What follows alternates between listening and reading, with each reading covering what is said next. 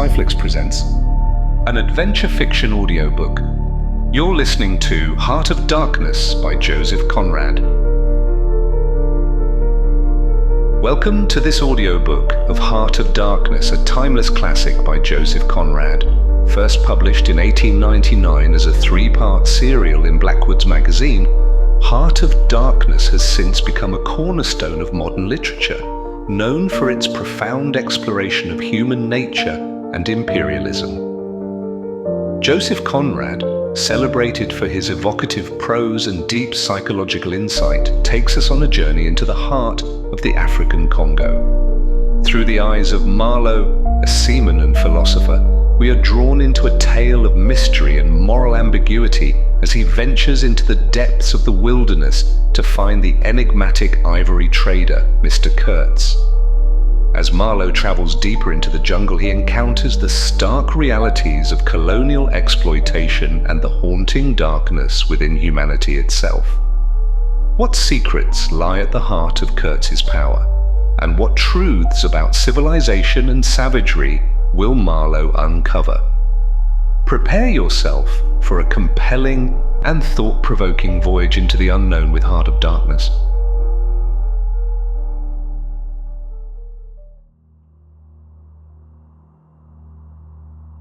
The Nelly, a cruising yawl, swung to her anchor without a flutter of the sails, and was at rest.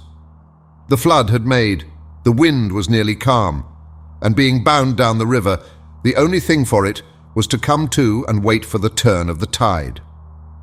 The sea reach of the Thames stretched before us like the beginning of an interminable waterway. In the offing, the sea and the sky were welded together without a joint, and in the luminous space, the tanned sails of the barges, drifting up with the tide, seemed to stand still in red clusters of canvas sharply peaked, with gleams of varnished sprits. A haze rested on the low shores that ran out to sea in vanishing flatness. The air was dark above Gravesend, and farther back still seemed condensed into a mournful gloom, brooding motionless over the biggest and the greatest town on earth. The director of companies was our captain and our host. We four affectionately watched his back as he stood in the bows looking to seaward. On the whole river there was nothing that looked half so nautical. He resembled a pilot, which to a seaman is trustworthiness personified. It was difficult to realize his work was not out there in the luminous estuary, but behind him, within the brooding gloom. Between us there was, as I have already said somewhere, the bond of the sea. Besides holding our hearts together through long periods of separation, it had the effect of making us tolerant of each other's yarns, and even convictions.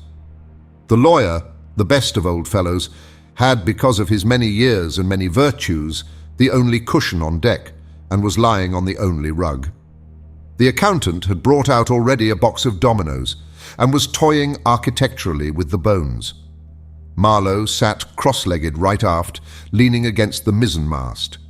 He had sunken cheeks, a yellow complexion, a straight back, an ascetic aspect, and, with his arms dropped, the palms of hands outwards, resembled an idol. The director, satisfied the anchor had good hold, made his way aft and sat down amongst us. We exchanged a few words lazily. Afterwards there was silence on board the yacht. For some reason or other, we did not begin that game of dominoes. We felt meditative and fit for nothing but placid staring. The day was ending in a serenity of still and exquisite brilliance. The water shone pacifically. The sky, without a speck, was a benign immensity of unstained light. The very mist on the Essex marsh was like a gauzy and radiant fabric, hung from the wooded rises inland and draping the low shores in diaphanous folds.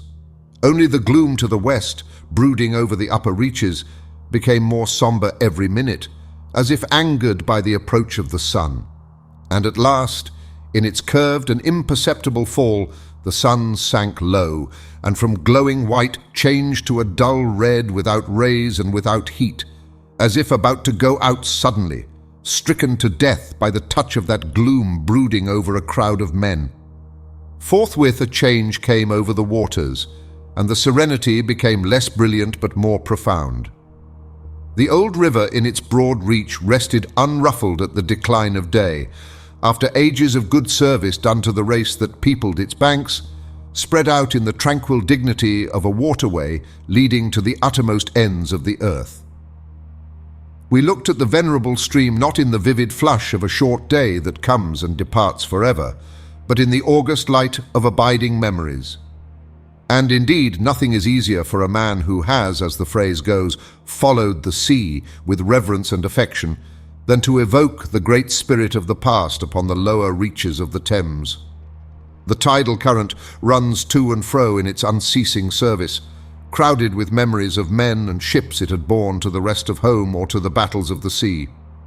It had known and served all the men of whom the nation is proud, from Sir Francis Drake to Sir John Franklin, knights all, titled and untitled, the great knights-errant of the sea. It had borne all the ships whose names are like jewels flashing in the night of time, from the Golden Hind returning with her rotund flanks full of treasure to be visited by the Queen's Highness and thus pass out of the gigantic tale, to the Erebus and Terror, bound on other conquests, and that never returned. It had known the ships and the men. They had sailed from Deptford, from Greenwich, from Erith, the adventurers and the settlers, kings' ships and the ships of men on change, captains, admirals, the dark interlopers of the Eastern trade and the commissioned generals of East India fleets. Hunters for gold or pursuers of fame, they all had gone out on that stream, bearing the sword and often the torch, messengers of the might within the land, bearers of a spark from the sacred fire. What greatness had not floated on the ebb of that river into the mystery of an unknown earth? The dreams of men, the seed of commonwealths, the germs of empires. The sun set, the dusk fell on the stream, and lights began to appear along the shore. The Chapman Lighthouse, a three-legged thing erect on a mudflat, shone strongly. Lights of ships moved in the fairway, a great stir of lights going up and going down. And farther west on the upper reaches, the place of the monstrous town was still marked ominously on the sky, a brooding gloom in sunshine, a lurid glare under the stars. "And this also," said Marlowe suddenly, "has been one of the dark places of the earth." He was the only man of us who still followed the sea. The worst that could be said of him was that he did not represent his class. He was a seaman, but he was a wanderer too, while most seamen lead, if one may so express it, a sedentary life. Their minds are of the stay-at-home order, and their home is always with them, the ship, and so is their country, the sea. One ship is very much like another, and the sea is always the same. In the immutability of their surroundings, the foreign shores, the foreign faces, the changing immensity of life glide past, veiled not by a sense of mystery, but by a slightly disdainful ignorance, for there is nothing mysterious to a seaman unless it be the sea itself, which is the mistress of his existence and as inscrutable as destiny. For the rest, after his hours of work, a casual stroll or a casual spree on shore suffices to unfold for him the secret of a whole continent, and generally he finds the secret not worth knowing. The yarns of seamen have a direct simplicity, the whole meaning of which lies within the shell of a cracked nut. But Marlowe was not typical, if his propensity to spin yarns be accepted. And to him the meaning of an episode was not inside like a kernel, but outside, enveloping the tale, which brought it out only as a glow brings out a haze in the likeness of one of these misty halos that sometimes are made visible by the spectral illumination of moonshine. His remark did not seem at all surprising. It was just like Marlowe. It was accepted in silence. No one took the trouble to grunt even. And presently he said, very slow, "I was thinking of very old times when the Romans first came here 1900 years ago, the other day. Light came out of this river since, you say nights? Yes, but it is like a running blaze on a plain, like a flash of lightning in the clouds. We live in the flicker, may it last as long as the old earth keeps rolling. But darkness was here yesterday. Imagine the feelings of a commander of a fine, what do you call them, trireme in the Mediterranean, ordered suddenly to the north, run overland across the Gauls in a hurry, put in charge of one of these craft, the legionaries, a wonderful lot of handymen they must have been too, used to build, apparently by the hundred, in a month or two, if we may believe what we read. Imagine him here, the very end of the world, a sea the colour of lead, a sky the colour of smoke, a kind of ship about as rigid as a concertina, and going up this river with stores or orders or what you like, sandbanks, marshes, forests, savages, precious little to eat fit for a civilized man, nothing but Thames water to drink. No Falernian wine here, no going ashore. Here and there a military camp lost in a wilderness, like a needle in a bundle of hay. Cold, fog, tempests, disease, exile, and death. Death skulking in the air, in the water, in the bush. They must have been dying like flies here. Oh yes, he did it. Did it very well too, no doubt, and without thinking much about it either, except afterwards to brag of what he had gone through in his time, perhaps. They were men enough to face the darkness, and perhaps he was cheered by keeping his eye on a chance of promotion to the fleet at Ravenna by and by. If he had good friends in Rome and survived the awful climate. Or think of a decent young citizen in a toga, perhaps too much dice, you know, coming out here in the train of some prefect or tax gatherer or trader even to mend his fortunes. Land in a swamp, march through the woods, and in some inland post feel the savagery, the utter savagery, had closed round him. All that mysterious life of the wilderness that stirs in the forest, in the jungles, in the hearts of wild men. There's no initiation either into such mysteries. He has to live in the midst of the incomprehensible, which is also detestable. And it has a fascination too that goes to work upon him. The fascination of the abomination, you know. Imagine the growing regrets, the longing to escape, the powerless disgust, the surrender, the hate. He paused. Mind? He began again, lifting one arm from the elbow, the palm of the hand outwards, so that, with his legs folded before him, he had the pose of a Buddha preaching in European clothes and without a lotus flower. Mind, none of us would feel exactly like this. What saves us is efficiency, the devotion to efficiency. But these chaps were not much account, really. They were no colonists. Their administration was merely a squeeze, and nothing more, I suspect. They were conquerors, and for that you want only brute force. Nothing to boast of when you have it, since your strength is just an accident arising from the weakness of others. They grabbed what they could get for the sake of what was to be got. It was just robbery with violence, aggravated murder on a great scale, and men going at it blind, as is very proper for those who tackle a darkness. The conquest of the earth, which mostly means the taking it away from those who have a different complexion or slightly flatter noses than ourselves, is not a pretty thing when you look into it too much. What redeems it is the idea only. An idea at the back of it, not a sentimental pretense, but an idea and an unselfish belief in the idea, something you can set up and bow down before and offer a sacrifice to. He broke off. Flames glided in the river, small green flames, red flames, white flames, pursuing, overtaking, joining, crossing each other, then separating slowly or hastily. The traffic of the great city went on in the deepening night upon the sleepless river. We looked on, waiting patiently. There was nothing else to do till the end of the flood. But it was only after a long silence when he said, in a hesitating voice, "I suppose you fellows remember I did once turn freshwater sailor for a bit, that we knew we were fated, before the ebb began to run, to hear about one of Marlowe's inconclusive experiences. I don't want to bother you much with what happened to me personally," he began, showing in this remark the weakness of many tellers of tales who seem so often unaware of what their audience would like best to hear. "Yet to understand the effect of it on me, you ought to know how I got out there. What I saw, how I went up that river to the place where I first met the poor chap. It was the farthest point of navigation and the culminating point of my experience. It seemed somehow to throw a kind of light on everything about me and into my thoughts.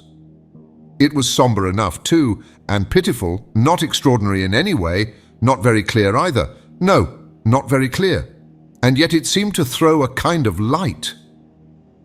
I had then, as you remember, just returned to London after a lot of Indian Ocean, Pacific, China seas, a regular dose of the East, 6 years or so, and I was loafing about, hindering you fellows in your work and invading your homes, just as though I had got a heavenly mission to civilize you. It was very fine for a time, but after a bit, I did get tired of resting. Then I began to look for a ship. I should think the hardest work on earth, but the ships wouldn't even look at me. And I got tired of that game too. Now, when I was a little chap, I had a passion for maps. I would look for hours at South America or Africa or Australia and lose myself in all the glories of exploration. At that time, there were many blank spaces on the earth, and when I saw one that looked particularly inviting on a map, but they all look that, I would put my finger on it and say, when I grow up, I will go there. The North Pole was one of these places, I remember. Well, I haven't been there yet and shall not try now. The glamour's off. Other places were scattered about the hemispheres. I have been in some of them and, well, we won't talk about that. But there was one yet, the biggest, the most blank, so to speak, that I had a hankering after. True, by this time it was not a blank space anymore. It had got filled since my boyhood with rivers and lakes and names. It had ceased to be a blank space of delightful mystery, a white patch for a boy to dream gloriously over. It had become a place of darkness. But there was in it one river especially, a mighty big river that you could see on the map, resembling an immense snake uncoiled, with its head in the sea, its body at rest, curving afar over a vast country, and its tail lost in the depths of the land. And as I looked at the map of it in a shop window, it fascinated me as a snake would a bird, a silly little bird. Then I remembered there was a big concern, a company for trade on that river. Dash it all, I thought to myself, they can't trade without using some kind of craft on that lot of fresh water. Steamboats. Why shouldn't I try to get charge of one? I went on along Fleet Street, but could not shake off the idea. The snake had charmed me. You understand it was a continental concern, that trading society, but I have a lot of relations living on the continent because it's cheap and not so nasty as it looks, they say. I am sorry to own I began to worry them. This was already a fresh departure for me. I was not used to get things that way, you know. I always went my own road and on my own legs where I had a mind to go. I wouldn't have believed it of myself, but then, you see, I felt somehow I must get there by hook or by crook. So I worried them. The men said, "My dear fellow," and did nothing. Then, would you believe it? I tried the women. I, Charlie Marlowe, set the women to work to get a job. Heavens! Well, you see, the notion drove me. I had an aunt, a dear, enthusiastic soul. She wrote, "It will be delightful. I am ready to do anything for you. It is a glorious idea. I know the wife of a very high personage in the administration and also a man who has lots of influence with, etc." She was determined to make no end of fuss to get me appointed skipper of a river steamboat, if such was my fancy. I got my appointment, of course, and I got it very quick. It appears the company had received news that one of their captains had been killed in a scuffle with the natives. This was my chance, and it made me the more anxious to go. It was only months and months afterwards, when I made the attempt to recover what was left of the body, that I heard the original quarrel arose from a misunderstanding about some hens. Yes, 2 black hens. Fresleven, that was the fellow's name, a Dane, thought himself wrong somehow in the bargain, so he went ashore and started to hammer the chief of the village with a stick. Oh, it didn't surprise me in the least to hear this, and at the same time to be told that Fresleven was the gentlest, quietest creature that ever walked on 2 legs. No doubt he was, but he had been a couple of years already out there engaged in the noble cause, you know, and he probably felt the need at last of asserting his self-respect in some way.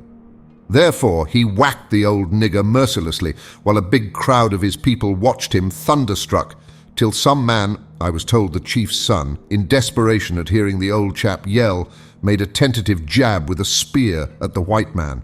And of course it went quite easy between the shoulder blades. Then the whole population cleared into the forest, expecting all kinds of calamities to happen, while, on the other hand, the steamer Fresleven commanded left also in a bad panic, in charge of the engineer, I believe. Afterwards, nobody seemed to trouble much about Fresleven's remains, till I got out and stepped into his shoes. I couldn't let it rest, though. But when an opportunity offered at last to meet my predecessor, the grass growing through his ribs was tall enough to hide his bones. They were all there.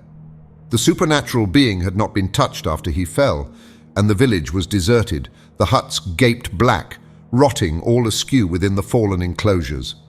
A calamity had come to it, sure enough. The people had vanished. Mad terror had scattered them, men, women, and children, through the bush, and they had never returned. What became of the hens I don't know either. I should think the cause of progress got them anyhow. However, through this glorious affair I got my appointment before I had fairly begun to hope for it. I flew around like mad to get ready, and before 48 hours I was crossing the channel to show myself to my employers and sign the contract. In a very few hours I arrived in a city that always makes me think of a whited sepulchre. Prejudice, no doubt. I had no difficulty in finding the company's offices. It was the biggest thing in the town, and everybody I met was full of it. They were going to run an oversea empire and make no end of coin by trade.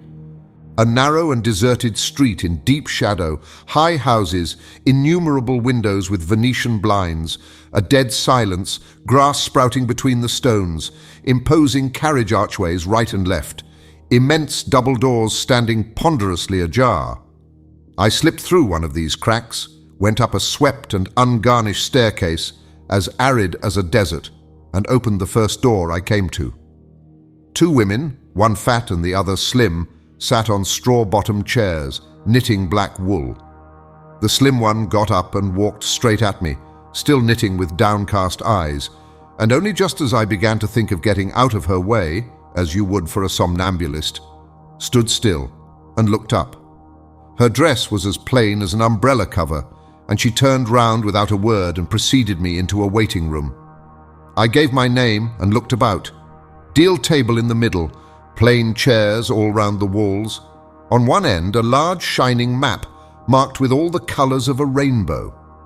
There was a vast amount of red, good to see at any time because one knows that some real work is done in there, a deuce of a lot of blue, a little green, smears of orange, and on the east coast, a purple patch to show where the jolly pioneers of progress drink the jolly lager beer.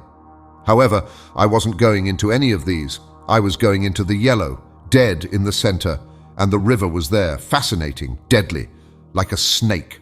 Ah! A door opened, a white-haired secretarial head, but wearing a compassionate expression, appeared, and a skinny forefinger beckoned me into the sanctuary. Its light was dim, and a heavy writing desk squatted in the middle. From behind that structure came out an impression of pale plumpness in a frock coat. The great man himself. He was 5'6", I should judge, and had his grip on the handle end of ever so many millions. He shook hands, I fancy, murmured vaguely, was satisfied with my French. Bon voyage. In about 45 seconds, I found myself again in the waiting room with the compassionate secretary, who, full of desolation and sympathy, made me sign some document. I believe I undertook, amongst other things, not to disclose any trade secrets. Well, I'm not going to. I began to feel slightly uneasy. You know, I'm not used to such ceremonies, and there was something ominous in the atmosphere. It was just as though I had been let into some conspiracy. I don't know, something not quite right, and I was glad to get out. In the outer room, the two women knitted black wool feverishly. People were arriving, and the younger one was walking back and forth introducing them. The old one sat on her chair. Her flat cloth slippers were propped up on a foot warmer, and a cat reposed on her lap. She wore a starched white affair on her head, had a wart on one cheek, and silver-rimmed spectacles hung on the tip of her nose. She glanced at me above the glasses. The swift and indifferent placidity of that look troubled me. Two youths with foolish and cheery countenances were being piloted over, and she threw at them the same quick glance of unconcerned wisdom. She seemed to know all about them and about me too. An eerie feeling came over me. She seemed uncanny and fateful. Often far away there I thought of these two, guarding the door of darkness, knitting black wool as for a warm pall, one introducing continuously to the unknown, the other scrutinizing the cheery and foolish faces with unconcerned old eyes. Ave, old knitter of black wool, morituri te salutant. Not many of those she looked at ever saw her again, not half by a long way. There was yet a visit to the doctor. A simple formality, assured me the secretary, with an air of taking an immense part in all my sorrows. Accordingly, a young chap wearing his hat over the left eyebrow, some clerk, I suppose. There must have been clerks in the business, though the house was as still as a house in a city of the dead, came from somewhere upstairs and led me forth. He was shabby and careless, with ink stains on the sleeves of his jacket, and his cravat was large and billowy, under a chin shaped like the toe of an old boot. It was a little too early for the doctor, so I proposed a drink, and thereupon he developed a vein of joviality. As we sat over our vermouths, he glorified the company's business, and by I expressed casually my surprise at him not going out there. He became very cool and collected all at once. "I am not such a fool as I look," quoth Plato to his disciples, he said sententiously, emptied his glass with great resolution, and we rose. The old doctor felt my pulse, evidently thinking of something else the while. Good for there," he mumbled, and then with a certain eagerness asked me whether I would let him measure my head. Rather surprised, I said yes when he produced a thing like calipers and got the dimensions back and front and every way, taking notes carefully. He was an unshaven little man in a threadbare coat, like a gabardine, with his feet in slippers, and I thought him a harmless fool. "I always ask leave, in the interests of science, to measure the crania of those going out there," he said. "And when they come back too?" I asked. "Oh, I never see them," he remarked. "And moreover, the changes take place inside, you know." He smiled as if at some quiet joke. "So you are going out there? Famous. Interesting too." He gave me a searching glance and made another note. "Ever any madness in your family?" he asked in a matter-of-fact tone. I felt very annoyed. "Is that question in the interests of science too?" "It would be," he said without taking notice of my irritation, "interesting for science to watch the mental changes of individuals on the spot. But are you an alienist?" I interrupted. "Every doctor should be a little," answered that original, imperturbably. "I have a little theory which you, messieurs who go out there, must help me to prove.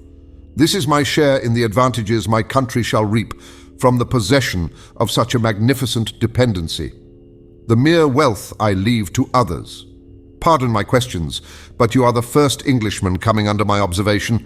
I hastened to assure him I was not in the least typical. "If I were," said I wouldn't be talking like this with you. What you say is rather profound and probably erroneous," he said with a laugh. "Avoid irritation more than exposure to the sun. Adieu. How do you English say, eh? Goodbye. Goodbye. Adieu. In the tropics one must before everything keep calm." He lifted a warning forefinger.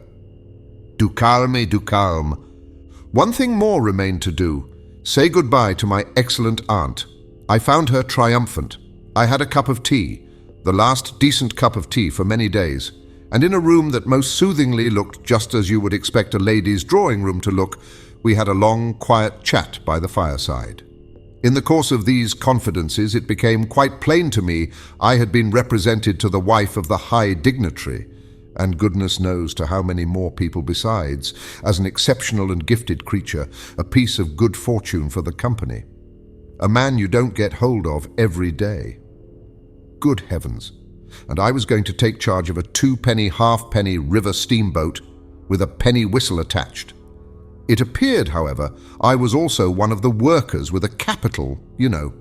Something like an emissary of light, something like a lower sort of apostle. There had been a lot of such rot let loose in print and talk just about that time, and the excellent woman, living right in the rush of all that humbug, got carried off her feet. She talked about weaning those ignorant millions from their horrid ways, till upon my word she made me quite uncomfortable. I ventured to hint that the company was run for profit. "You forget, dear Charlie, that the labourer is worthy of his hire," she said brightly. "It's queer how out of touch with truth women are. They live in a world of their own, and there has never been anything like it and never can be. It is too beautiful altogether, and if they were to set it up, it would go to pieces before the first sunset. Some confounded fact we men have been living contentedly with ever since the day of creation would start up and knock the whole thing over." After this I got embraced, told to wear flannel, be sure to write often, and so on, and I left. In the street, I don't know why, a queer feeling came to me that I was an imposter. Odd thing that I, who used to clear out for any part of the world at 24 hours' notice, with less thought than most men give to the crossing of a street, had a moment, I won't say of hesitation, but of startled pause before this commonplace affair. The best way I can explain it to you is by saying that for a second or two I felt as though instead of going to the center of a continent, I were about to set off for the center of the earth. I left in a French steamer, and she called in every blamed port they have out there, for as far as I could see, the sole purpose of landing soldiers and custom house officers. I watched the coast. Watching a coast as it slips by the ship is like thinking about an enigma. There it is before you, smiling, frowning, inviting, grand, mean, insipid or savage, and always mute with an air of whispering, "Come and find out." This one was almost featureless, as if still in the making, with an aspect of monotonous grimness. The edge of a colossal jungle, so dark green as to be almost black, fringed with white surf, ran straight like a ruled line, far, far away along a blue sea whose glitter was blurred by a creeping mist. The sun was fierce, the land seemed to glisten and drip with steam. Here and there, greyish-whitish specks showed up clustered inside the white surf, with a flag flying above them, perhaps. Settlements some centuries old and still no bigger than pinheads on the untouched expanse of their background. We pounded along, stopped, landed soldiers, went on, landed custom house clerks to levy toll in what looked like a god-forsaken wilderness, with a tin shed and a flagpole lost in it, landed more soldiers, to take care of the custom house clerks, presumably. Some, I heard, got drowned in the surf, but whether they did or not, nobody seemed particularly to care. They were just flung out there, and on we went. Every day the coast looked the same, as though we had not moved, but we passed various places, trading places, with names like Gran Bassam, Little Popo, names that seemed to belong to some sordid farce acted in front of a sinister backcloth. The idleness of a passenger, my isolation amongst all these men with whom I had no point of contact, the oily and languid sea, the uniform somberness of the coast, seemed to keep me away from the truth of things, within the toil of a mournful and senseless delusion. The voice of the surf heard now and then was a positive pleasure, like the speech of a brother. It was something natural, that had its reason, that had a meaning. Now and then a boat from the shore gave one a momentary contact with reality. It was paddled by blackfellows. You could see from afar the white of their eyeballs glistening. They shouted, sang, their bodies streamed with perspiration. They had faces like grotesque masks, these chaps, but they had bone, muscle, a wild vitality, an intense energy of movement that was as natural and true as the surf along their coast. They wanted no excuse for being there. They were a great comfort to look at. For a time, I would feel I belonged still to a world of straightforward facts. But the feeling would not last long. Something would turn up to scare it away. Once, I remember, we came upon a man-of-war anchored off the coast. There wasn't even a shed there, and she was shelling the bush. It appears the French had one of their wars going on thereabouts. Her ensign dropped limp like a rag. The muzzles of the long 6-inch guns stuck out all over the low hull. The greasy, slimy swell swung her up lazily and let her down, swaying her thin masts. In the empty immensity of earth, sky, and water, There she was, incomprehensible, firing into a continent. Pop would go one of the 6-inch guns, a small flame would dart and vanish, a little white smoke would disappear, a tiny projectile would give a feeble screech, and nothing happened. Nothing could happen. There was a touch of insanity in the proceeding, a sense of lugubrious drollery in the sight, and it was not dissipated by somebody on board assuring me earnestly there was a camp of natives, he called them enemies, hidden out of sight somewhere. We gave her letters. I heard the men in that lonely ship were dying of fever at the rate of 3 a day, and went on. We called at some more places with farcical names, where the merry dance of death and trade goes on in a still and earthy atmosphere, as of an overheated catacomb. All along the formless coast bordered by dangerous surf, as if nature herself had tried to ward off intruders. In and out of rivers, streams of death in life, whose banks were rotting into mud, whose waters, thickened into slime, invaded the contorted mangroves that seemed to writhe at us in the extremity of an impotent despair. Nowhere did we stop long enough to get a particularized impression, but the general sense of vague and oppressive wonder grew upon me. It was like a weary pilgrimage amongst hints for nightmares. It was upward of 30 days before I saw the mouth of the big river. We anchored off the seat of the government, but my work would not begin till some 200 miles farther on, so as soon as I could, I made a start for a place 30 miles higher up. I had my passage on a little sea-going steamer. Her captain was a Swede, and knowing me for a seaman, invited me on the bridge. He was a young man, lean, fair, and morose, with lanky hair and a shuffling gait. As we left the miserable little wharf, he tossed his head contemptuously at the shore. "Been living there?" he asked. I said, "Yes." "Fine lot these government chaps, are they not?" he went on, speaking English with great precision and considerable bitterness. "It is funny what some people will do for a few francs a month. I wonder what becomes of that kind when it goes up country." I said to him I expected to see that soon. "So, oh," he exclaimed. He shuffled athwart, keeping one eye ahead vigilantly. "Don't be too sure," he continued. "The other day I took up a man who hanged himself on the road. He was a Swede, too." "Hanged himself? Why, in God's name?" I cried. He kept on looking out watchfully. "Who knows? The sun too much for him, or the country, perhaps." At last we opened a reach. A rocky cliff appeared, mounds of turned-up earth by the shore, houses on a hill, others with iron roofs, amongst a waste of excavations, or hanging to the declivity. A continuous noise of the rapids above hovered over this scene of inhabited devastation. A lot of people, mostly black and naked, moved about like ants. A jetty projected into the river. A blinding sunlight drowned all this at times in a sudden recrudescence of glare. "There's your company's station," said the Swede, pointing to 3 wooden barrack-like structures on the rocky slope. "I will send your things up. 4 boxes, did you say? So, farewell." I came upon a boiler wallowing in the grass, then found a path leading up the hill. It turned aside for the boulders and also for an undersized railway truck lying there on its back with its wheels in the air. One was off.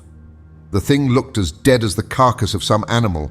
I came upon more pieces of decaying machinery, a stack of rusty rails. To the left, a clump of trees made a shady spot where dark things seemed to stir feebly. I blinked. The path was steep. A horn tooted to the right, and I saw the black people run. A heavy and dull detonation shook the ground. A puff of smoke came out of the cliff, and that was all. No change appeared on the face of the rock. They were building a railway. The cliff was not in the way or anything, but this objectless blasting was all the work going on.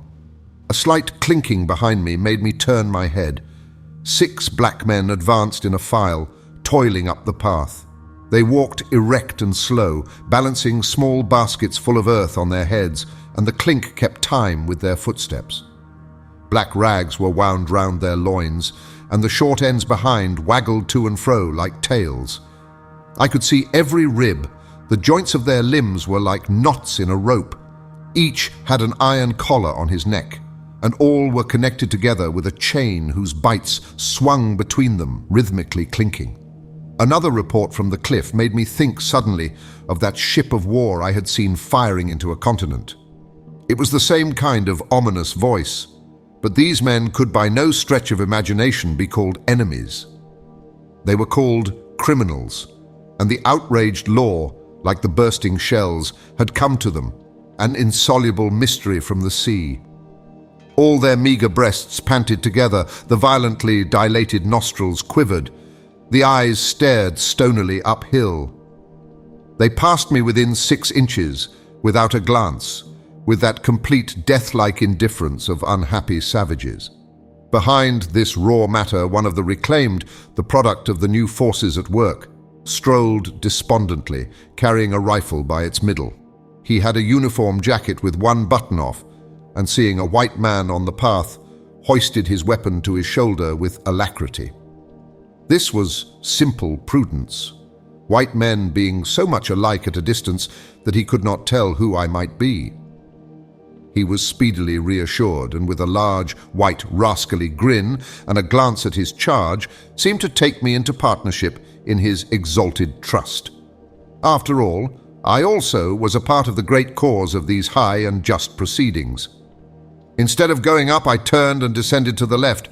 My idea was to let that chain gang get out of sight before I climbed the hill. You know, I am not particularly tender. I've had to strike and to fend off. I've had to resist and to attack sometimes. That's only one way of resisting, without counting the exact cost, according to the demands of such sort of life as I had blundered into. I've seen the devil of violence, and the devil of greed, and the devil of hot desire, but by all the stars, these were strong, lusty, red-eyed devils that swayed and drove men, I tell you. But as I stood on this hillside, I foresaw that in the blinding sunshine of that land, I would become acquainted with a flabby, pretending, weak-eyed devil of a rapacious and pitiless folly. How insidious he could be, too, I was only to find out several months later and 1,000 miles farther. For a moment, I stood appalled, as though by a warning. Finally, I descended the hill, obliquely, towards the trees I had seen. I avoided a vast artificial hole somebody had been digging on the slope, the purpose of which I found it impossible to divine.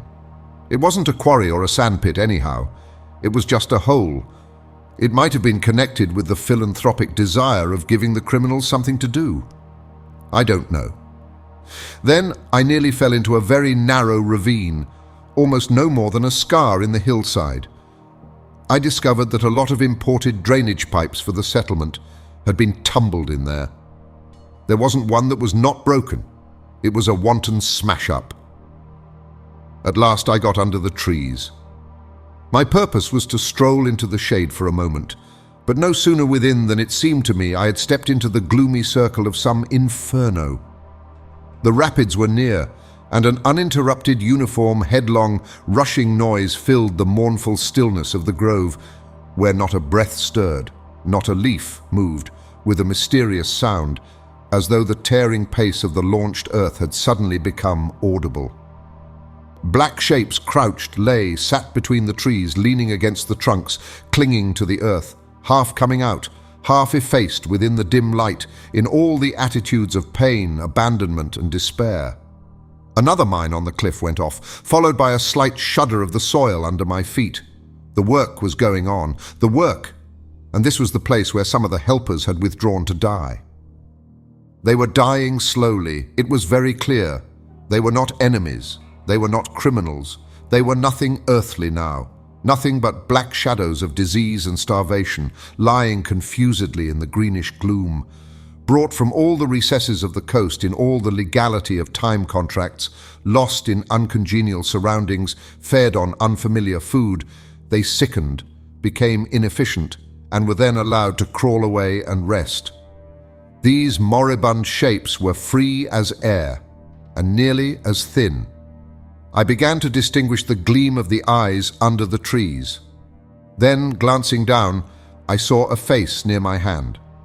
The black bones reclined at full length with one shoulder against the tree, and slowly the eyelids rose and the sunken eyes looked up at me, enormous and vacant, a kind of blind white flicker in the depths of the orbs which died out slowly. The man seemed young, almost a boy, but you know with them it's hard to tell. I found nothing else to do but to offer him one of my good Swede's ship's biscuits I had in my pocket. The fingers closed slowly on it and held. There was no other movement and no other glance. He had tied a bit of white worsted round his neck. Why? Where did he get it? Was it a badge, an ornament, a charm, a propitiatory act? Was there any idea at all connected with it? It looked startling round his black neck, this bit of white thread from beyond the seas. Near the same tree, two more bundles of acute angles sat with their legs drawn up. One, with his chin propped on his knees, stared at nothing in an intolerable and appalling manner. His brother Phantom rested its forehead, as if overcome with a great weariness, and all about others were scattered in every pose of contorted collapse, as in some picture of a massacre or a pestilence. While I stood horror-struck, one of these creatures rose to his hands and knees and went off on all fours towards the river to drink. He lapped out of his hand, then sat up in the sunlight, crossing his shins in front of him, and after a time let his woolly head fall on his breastbone. I didn't want any more loitering in the shade, and I made haste towards the station. When near the buildings, I met a white man in such an unexpected elegance of get-up that in the first moment I took him for a sort of vision. I saw a high starched collar, white cuffs, a light alpaca jacket, snowy trousers, a clean necktie, and varnished boots. No hat. Hair parted, brushed, oiled, under a green-lined parasol held in a big white hand. He was amazing, and had a penholder behind his ear. I shook hands with this miracle, and I learned he was the company's chief accountant, and that all the bookkeeping was done at this station. He had come out for a moment, he said, to get a breath of fresh air. The expression sounded wonderfully odd, with its suggestion of sedentary desk life. I wouldn't have mentioned the fellow to you at all, only it was from his lips that I first heard the name of the man who is so indissolubly connected with the memories of that time. Moreover, I respected the fellow. Yes, I respected his collars, his vast cuffs, his brushed hair. His appearance was certainly that of a hairdresser's dummy, but in the great demoralization of the land, he kept up his appearance. That's backbone. His starched collars and got-up shirt fronts were achievements of character. He had been out nearly 3 years, and later I could not help asking him how he managed to sport such linen. He had just the faintest blush and said modestly, "I've been teaching one of the native women about the station. It was difficult. She had a distaste for the work." Thus, this man had verily accomplished something, and he was devoted to his books, which were in apple pie order. Everything else in the station was in a muddle. Heads, things, buildings. Strings of dusty niggers with splay feet arrived and departed. A stream of manufactured goods, rubbishy cottons, beads, and brass wire sent into the depths of darkness, and in return came a precious trickle of ivory. I had to wait in the station for 10 days, an eternity. I lived in a hut in the yard, but to be out of the chaos I would sometimes get into the accountant's office. It was built of horizontal planks, and so badly put together that, as he bent over his high desk, he was barred from neck to heels with narrow strips of sunlight. There was no need to open the big shutter to see. It was hot there too. Big flies buzzed fiendishly and did not sting, but stabbed. I sat generally on the floor, while of faultless appearance and even slightly scented, perching on a high stool, he wrote. He wrote. Sometimes he stood up for exercise. When a truckle bed with a sick man, some invalid agent from upcountry, was put in there, he exhibited a gentle annoyance. "The groans of this sick person," he said, "distract my attention, and without that it is extremely difficult to guard against clerical errors in this climate." One day he remarked without lifting his head, "In the interior you will no doubt meet Mr. Kurtz." On my asking who Mr. Kurtz was, he said he was a first-class agent, and seeing my disappointment at this information, he added slowly, laying down his pen, He is a very remarkable person." Further questions elicited from him that Mr. Kurtz was at present in charge of a trading post, a very important one, in the true ivory country at the very bottom of there. Sends in as much ivory as all the others put together. He began to write again. The sick man was too ill to groan. The flies buzzed in a great peace. Suddenly there was a growing murmur of voices and a great tramping of feet. A caravan had come in. A violent babble of uncouth sounds burst out on the other side of the planks. All the carriers were speaking together, and in the midst of the uproar, the lamentable voice of the chief agent was heard, giving it up, tearfully for the 20th time that day. He rose slowly. "What a frightful row," he said. He crossed the room gently to look at the sick man, and returning said to me, "He does not hear." "What? Dead?" I asked, startled. "No, not yet," he answered with great composure. Then, alluding with a toss of the head to the tumult in the station yard, "When one has got to make correct entries, one comes to hate those savages, hate them to the death." He remained thoughtful for a moment. "When you see Mr. Kurtz," he went on, "tell him from me that everything here," he glanced at the deck, "is very satisfactory. I don't like to write to him. With those messengers of ours, you never know who may get hold of your letter at that central station." He stared at me for a moment with his mild, bulging eyes. "Oh, he will go far, very far," he began again. "He will be a somebody in the administration before long. They above, the council in Europe, you know, mean him to be." He turned to his work. The noise outside had ceased, and presently in going out I stopped at the door. In the steady buzz of flies, the homeward-bound agent was lying finished and insensible. The other, bent over his books, was making correct entries of perfectly correct transactions, and 50 feet below the doorstep, I could see the still treetops of the Grove of Death. Next day I left that station at last with a caravan of 60 men for a 200-mile tramp. No use telling you much about that. Paths everywhere. A stamped-in network of paths spreading over the empty land, through the long grass, through burnt grass, through thickets, down and up chilly ravines, up and down stony hills ablaze with heat. And a solitude nobody, not a hut. The population had cleared out a long time ago. Well, if a lot of mysterious niggers armed with all kinds of fearful weapons suddenly took to travelling on the road between Deal and Gravesend, catching the yokels right and left to carry heavy loads for them, I fancy every farm and cottage thereabouts would get empty very soon. Only here, the dwellings were gone too. Still, I passed through several abandoned villages. There's something pathetically childish in the ruins of grass walls. Day after day, with the stamp and shuffle of 60 pair of bare feet behind me, each pair under a 60 LB load. Camp, cook, sleep, strike camp, march.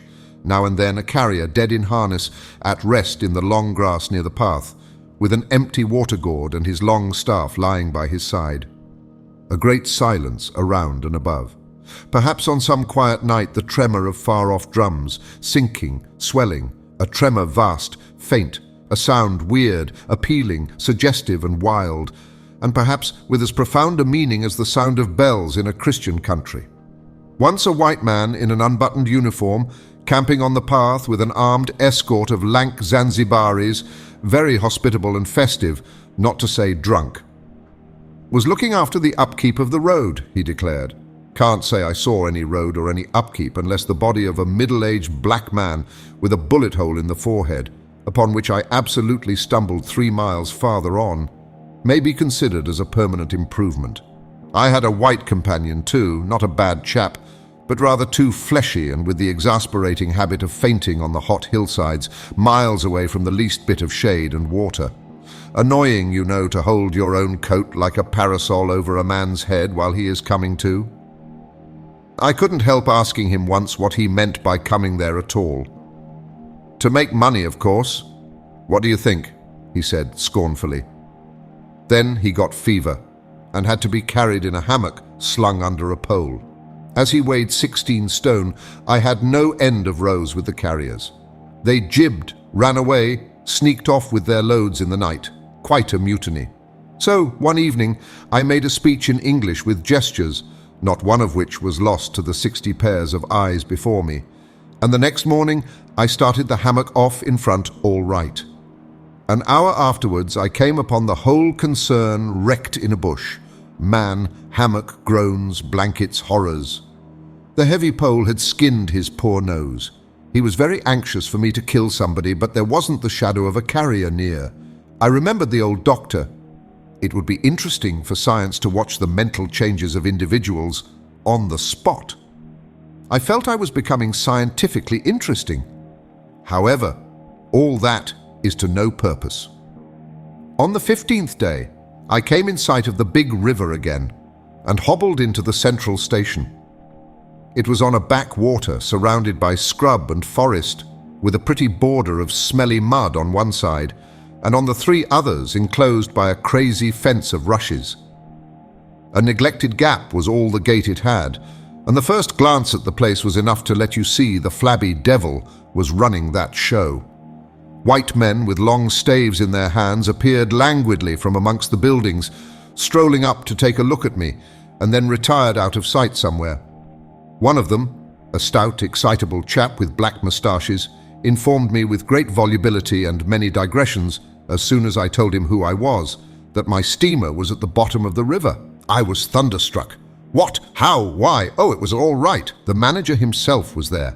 All quite correct. Everybody had behaved splendidly. Splendidly!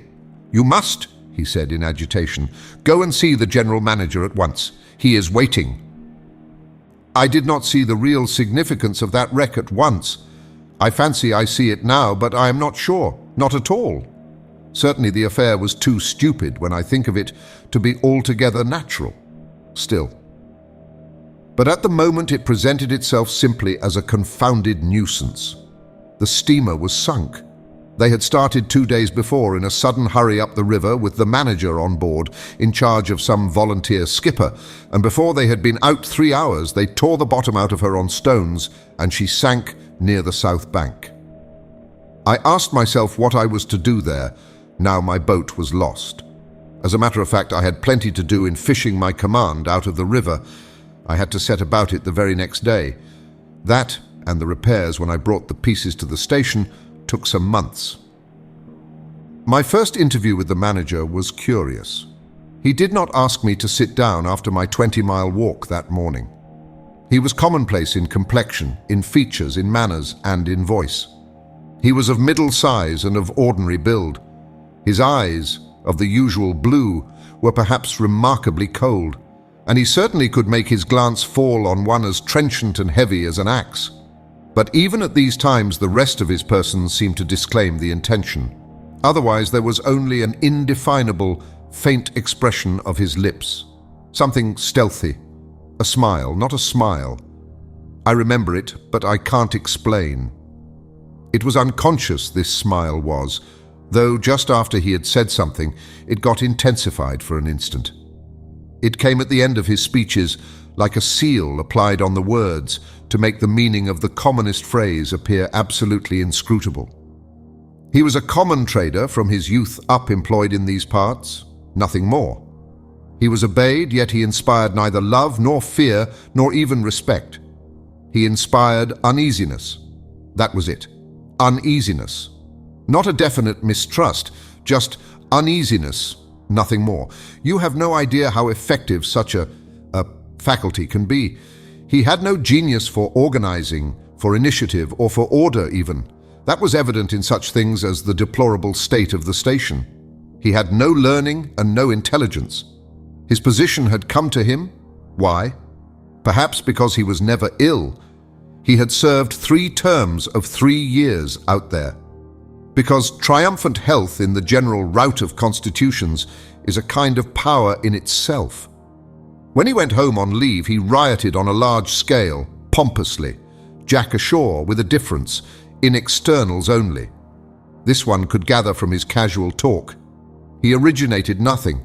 He could keep the routine going, that's all. But he was great. He was great by this little thing that it was impossible to tell what could control such a man.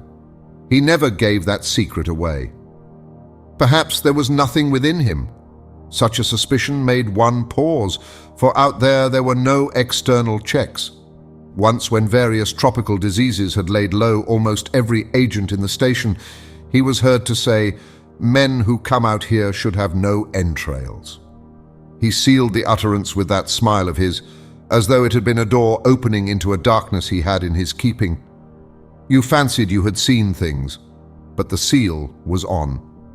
When annoyed at mealtimes by the constant quarrels of the white men about precedence, he ordered an immense round table to be made, for which a special house had to be built. This was the station's mess room. Where he sat was the first place. The rest were nowhere. One felt this to be his unalterable conviction. He was neither civil nor uncivil. He was quiet. He allowed his boy, an overfed young black man from the coast, to treat the white men under his very eyes with provoking insolence. He began to speak as soon as he saw me. I had been very long on the road. He could not wait, had to start without me. The upriver stations had to be relieved. There had been so many delays already that he did not know who was dead and who was alive and how they got on, and so on and so on. He paid no attention to my explanations and, playing with a stick of sealing wax, repeated several times that the situation was very grave. There were rumors that a very important station was in jeopardy, and its chief, Mr. Kurtz, was ill. Hoped it was not true. Mr. Kurtz was... I felt weary and irritable. Hang Kurtz, I thought. I interrupted him by saying I had heard of Mr. Kurtz on the coast. "Ah, so they talk of him down there," he murmured to himself. Then he began again, assuring me Mr. Kurtz was the best agent he had, an exceptional man, of the greatest importance to the company. Therefore, I could understand his anxiety. He was, he said, very, very uneasy. Certainly he fidgeted on his chair a good deal, exclaimed, "Ah, Mr. Kurtz!" broke the stick of sealing wax, and seemed dumbfounded by the accident. Next thing, he wanted to know how long it would take to... I interrupted him again. Being hungry, you know, and kept on my feet too, I was getting savage. "How can I tell?" I said. "I haven't even seen the wreck yet. Some months, no doubt." All this talk seemed to me so futile. "Some months," he said. "Well, let us say 3 months before we can make a start. Yes, that ought to do the affair." I flung out of his hut. He lived all alone in a clay hut with a sort of veranda, muttering to myself my opinion of him. He was a chattering idiot. Afterwards I took it back when it was borne in upon me, startlingly, with what extreme nicety he had estimated the time requisite for the affair. I went to work the next day, turning, so to speak, my back on that station. In that way only, it seemed to me, I could keep my hold on the redeeming facts of life. Still, one must look about sometimes, and then I saw this station, these men strolling aimlessly about in the sunshine of the yard. I asked myself sometimes what it all meant. They wandered here and there with their absurd long staves in their hands, like a lot of faithless pilgrims bewitched inside a rotten fence. The word Ivory rang in the air, was whispered, was sighed. You would think they were praying to it. A taint of imbecile rapacity blew through it all, like a whiff from some corpse. By Jove, I've never seen anything so unreal in my life. And outside, the silent wilderness surrounding this cleared speck on the earth struck me as something great and invincible, like evil or truth, waiting patiently for the passing away of this fantastic invasion. Oh, these months, well, never mind. Various things happened. One evening, a grass shed full of calico, cotton prints, beads, and I don't know what else, burst into a blaze so suddenly that you would have thought the earth had opened to let an avenging fire consume all that trash. I was smoking my pipe quietly by my dismantled steamer and saw them all cutting capers in the light with their arms lifted high, when the stout man with moustaches came tearing down to the river, a tin pail in his hand, assured me that everybody was behaving splendidly, dipped about a quart of water and tore back again. I noticed there was a hole in the bottom of his pail. I strolled up. There was no hurry. You see, the thing had gone off like a box of matches. It had been hopeless from the very first. The flame had leaped high, driven everybody back, lighted up everything. and collapsed. The shed was already a heap of embers glowing fiercely. A nigger was being beaten nearby. They said he had caused the fire in some way. Be that as it may, he was screeching most horribly. I saw him later, for several days, sitting in a bit of shade, looking very sick and trying to recover himself.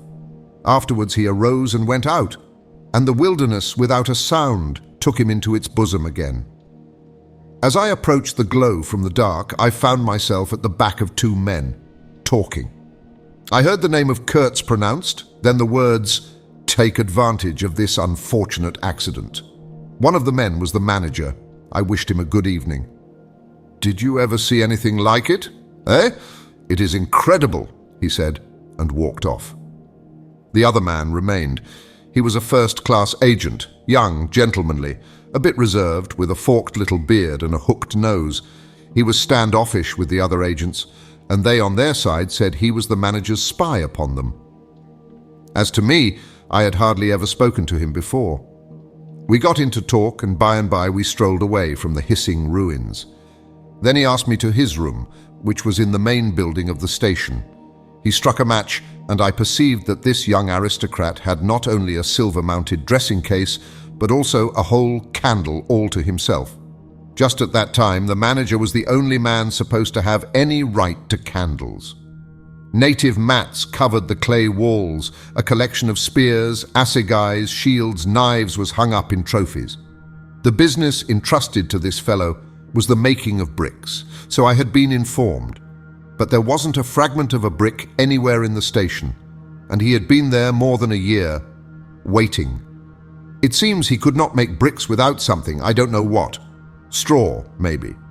Anyway, it could not be found there, and as it was not likely to be sent from Europe, it did not appear clear to me what he was waiting for. An act of special creation, perhaps. However, they were all waiting, all the 16 or 20 pilgrims of them, for something. And upon my word, it did not seem an uncongenial occupation from the way they took it, though the only thing that ever came to them was disease, as far as I could see. They beguiled the time by backbiting and intriguing against each other in a foolish kind of way. There was an air of plotting about that station, but nothing came of it, of course. It was as unreal as everything else, as the philanthropic pretense of the whole concern, as their talk, as their government, as their show of work. The only real feeling was a desire to get appointed to a trading post where ivory was to be had, so that they could earn percentages. They intrigued and slandered and hated each other only on that account. But as to effectually lifting a little finger, oh no, by heavens, there is something after all in the world allowing one man to steal a horse while another must not look at a halter. Steal a horse straight out. Very well, he has done it. Perhaps he can ride, but there is a way of looking at a halter that would provoke the most charitable of saints into a kick. I had no idea why he wanted to be sociable, but as we chatted in there, it suddenly occurred to me the fellow was trying to get at something. In fact, pumping me. He alluded constantly to Europe, to the people I was supposed to know there, putting leading questions as to my acquaintances in the sepulchral city, and so on. His little eyes glittered like mica discs with curiosity, though he tried to keep up a bit of superciliousness. At first I was astonished, but very soon I became awfully curious to see what he would find out from me. I couldn't possibly imagine what I had in me to make it worth his while. It was very pretty to see how he baffled himself, for in truth my body was full only of chills, and my head had nothing in it but that wretched steamboat business. It was evident he took me for a perfectly shameless prevaricator. At last he got angry, and to conceal a movement of furious annoyance, he yawned. I rose. Then I noticed a small sketch in oils on a panel representing a woman draped and blindfolded, carrying a lighted torch. The background was somber, almost black. The movement of the woman was stately, and the effect of the torchlight on the face was sinister. It arrested me, and he stood by civilly, holding an empty half-pint champagne bottle, medical comforts, with the candle stuck in it. To my question, he said Mr. Kurtz had painted this, in this very station more than a year ago, while waiting for means to go to his trading post. "Tell me, pray," said I, "Who is this Mr. Kurtz?" "The chief of the inner station," he answered in a short tone, looking away. "Much obliged," I said, laughing. "And you are the brickmaker of the central station. Everyone knows that." He was silent for a while. "He is a prodigy," he said at last. "He is an emissary of pity and science and progress, and devil knows what else. We want," he began to declaim suddenly, "for the guidance of the cause entrusted to us by Europe, so to speak, higher intelligence, wide sympathies, a singleness of purpose." "Who says that?" I asked. "Lots of them," he replied. "Some even write that, and so he comes here, a special being, as you ought to know." "Why ought I to know?" I interrupted, really surprised. He paid no attention. "Yes, today he is chief of the best station. Next year he will be assistant manager, 2 years more, and...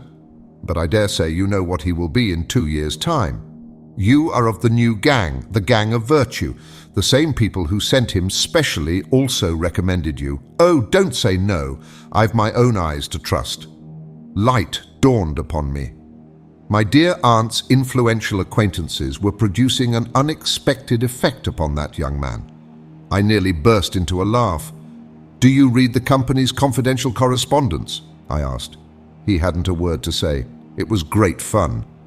"When Mr. Kurtz," I continued severely, "is general manager, you won't have the opportunity." He blew the candle out suddenly, and we went outside. The moon had risen. Black figures strolled about listlessly, pouring water on the glow, whence proceeded a sound of hissing. Steam ascended in the moonlight. The beaten nigger groaned somewhere. "What a row the brute makes," said the indefatigable man with the moustaches, appearing near us. "Serve him right. Transgression, punishment, bang! Pitiless, pitiless. That's the only way. This will prevent all conflagrations for the future. I was just telling the manager." He noticed my companion and became crestfallen all at once. "Not in bed yet," he said, with a kind of servile heartiness. "It's so natural. Ha! Danger! Agitation!" He vanished. I went on to the riverside and the other followed me. I heard a scathing murmur at my ear. "Heap of muffs. Go to." The pilgrims could be seen in knots, gesticulating, discussing. Several had still their staves in their hands. I verily believe they took these sticks to bed with them. Beyond the fence, the forest stood up spectrally in the moonlight, and through that dim stir, through the faint sounds of that lamentable courtyard, the silence of the land went home to one's very heart. Its mystery, its greatness, the amazing reality of its concealed life. The hurt nigger moaned feebly somewhere nearby, and then fetched a deep sigh that made me mend my pace away from there. I felt a hand introducing itself under my arm. "My dear sir," said the fellow, "I don't want to be misunderstood, and especially by you, who will see Mr. Kurtz long before I can have that pleasure. I wouldn't like him to get a false idea of my disposition." I let him run on, this papier-mâché Mephistopheles, and it seemed to me that if I tried I could poke my forefinger through him and would find nothing inside but a little loose dirt, maybe. He, don't you see, had been planning to be assistant manager by and by under the present man, and I could see that the coming of that Kurtz had upset them both not a little. He talked precipitately, and I did not try to stop him. I had my shoulders against the wreck of my steamer, hauled up on the slope like a carcass of some big river animal. The smell of mud, of primeval mud, by Jove, was in my nostrils. The high stillness of primeval forest was before my eyes. There were shiny patches on the Black Creek. The moon had spread over everything, a thin layer of silver, over the rank grass, over the mud, upon the wall of matted vegetation standing higher than the wall of a temple. Over the great river I could see through a sombre gap, glittering, glittering, as it flowed broadly by without a murmur. All this was great, expectant, mute, while the man jabbered about himself. I wondered whether the stillness on the face of the immensity looking at us too were meant as an appeal or as a menace. What were we who had strayed in here? Could we handle that dumb thing, or would it handle us?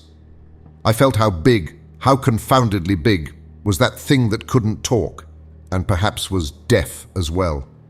What was in there?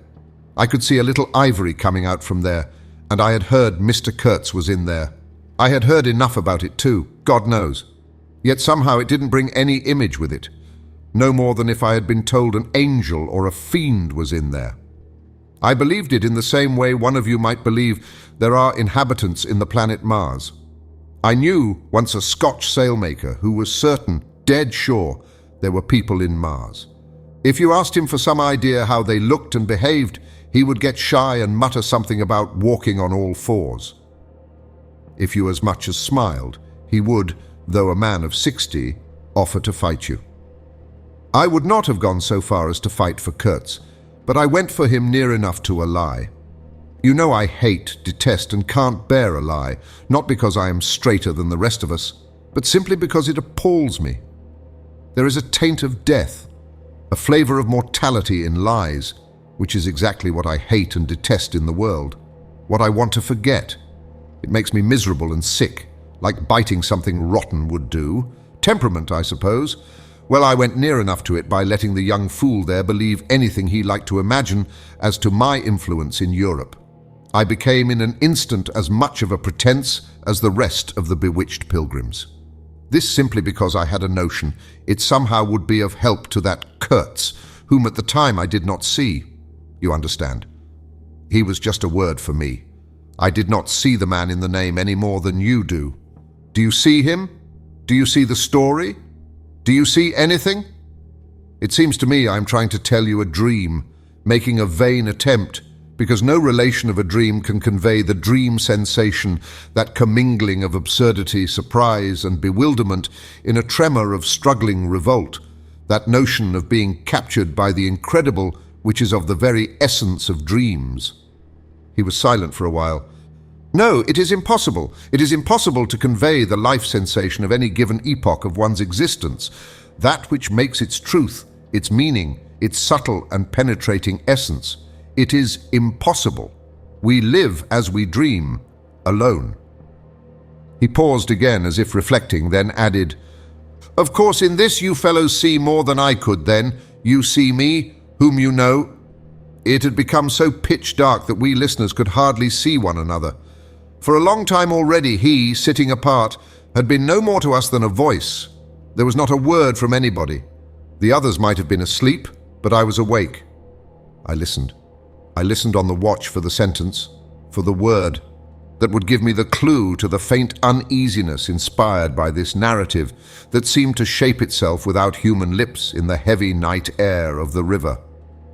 "Yes, I let him run on," Marlowe began again, "and think what he pleased about the powers that were behind me. I did, and there was nothing behind me. There was nothing but that wretched old mangled steamboat I was leaning against while he talked fluently about the necessity for every man to get on. And when one comes out here, you conceive, it is not to gaze at the moon. Mr. Kurtz was a universal genius, but even a genius would find it easier to work with adequate tools, intelligent men. He did not make bricks. Why, there was a physical impossibility in the way, as I was well aware. And if he did secretarial work for the manager, it was because no sensible man rejects wantonly the confidence of his superiors. Did I see it? I saw it. What more did I want? What I really wanted was rivets, by heaven. Rivets. To get on with the work. To stop the hole. Rivets I wanted. There were cases of them down at the coast. Cases. Piled up. Burst. Split. You kicked a loose rivet at every second step in that station yard on the hillside. Rivets had rolled into the grove of death. You could fill your pockets with rivets for the trouble of stooping down, and there wasn't one rivet to be found where it was wanted. We had plates that would do, but nothing to fasten them with. And every week the messenger, a long black man, letter bag on shoulder and staff in hand, left our station for the coast. And several times a week a coast caravan came in with trade goods, ghastly glazed calico that made you shudder only to look at it, glass beads value about a penny a quart, confounded spotted cotton handkerchiefs, and no rivets. 3 carriers could have brought all that was wanted to set that steamboat afloat. He was becoming confidential now, but I fancy my unresponsive attitude must have exasperated him at last, for he judged it necessary to inform me he feared neither God nor devil, let alone any mere man. I said I could see that very well, but what I wanted was a certain quantity of rivets, And rivets were what really Mr. Kurtz wanted, if he had only known it. Now letters went to the coast every week. "My dear sir," he cried, "I write from dictation. I demanded rivets. There was a way for an intelligent man. He changed his manner, became very cold, and suddenly began to talk about a hippopotamus. Wondered whether sleeping on board the steamer, I stuck to my salvage night and day. I wasn't disturbed. There was an old hippo that had the bad habit of getting out on the bank and roaming at night over the station grounds. The pilgrims used to turn out in a body and empty every rifle they could lay hands on at him. Some even had sat up o' nights for him. All this energy was wasted, though. That animal has a charmed life," he said, "but you can say this only of brutes in this country. No man, you apprehend me, no man here bears a charmed life." He stood there for a moment in the moonlight with his delicate hooked nose set a little askew and his mica eyes glittering without a wink. Then, with a curt good night, he strode off. I could see he was disturbed and considerably puzzled, which made me feel more hopeful than I had been for days. It was a great comfort to turn from that chap to my influential friend, the battered, twisted, ruined tin pot steamboat. I clambered on board. She rang under my feet like an empty Huntley, and Palmer biscuit tin kicked along a gutter. She was nothing so solid in make, and rather less pretty in shape, but I had expended enough hard work on her to make me love her. No influential friend would have served me better. She had given me a chance to come out a bit, to find out what I could do. No, I don't like work.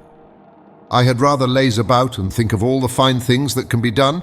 I don't like work, no man does, but I like what is in the work, the chance to find yourself, your own reality, for yourself, not for others, what no other man can ever know. They can only see the mere show and never can tell what it really means. I was not surprised to see somebody sitting aft on the deck with his legs dangling over the mud. You see, I rather chummed with the few mechanics there were in that station, whom the other pilgrims naturally despised, on account of their imperfect manners, I suppose. This was the foreman, a boiler-maker by trade, a good worker. He was a lank, bony, yellow-faced man with big, intense eyes. His aspect was worried and his head was as bald as the palm of my hand. But his hair, in falling, seemed to have stuck to his chin and had prospered in the new locality, for his beard hung down to his waist. He was a widower with 6 young children. He had left them in charge of a sister of his to come out there, and the passion of his life was pigeon flying.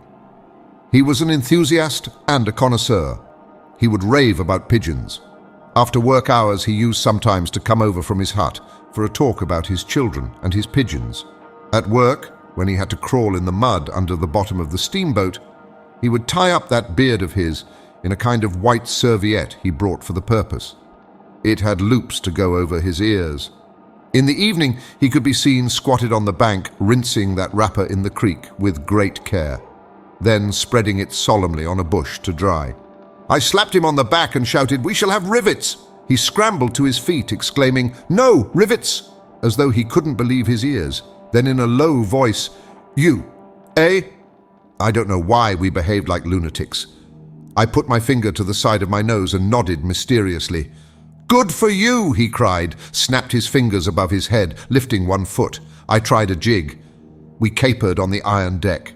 A frightful clatter came out of that hulk, and the virgin forest on the other bank of the creek sent it back in a thundering roll upon the sleeping station. It must have made some of the pilgrims sit up in their hovels. A dark figure obscured the lighted doorway of the manager's hut, vanished. Then, a second or so after, the doorway itself vanished too. We stopped, and the silence driven away by the stamping of our feet flowed back again from the recesses of the land. The great wall of vegetation, an exuberant and entangled mass of trunks, branches, leaves, boughs, festoons, motionless in the moonlight, was like a rioting invasion of soundless life, a rolling wave of plants piled up, crested, ready to topple over the creek, to sweep every little man of us out of his little existence. And it moved not.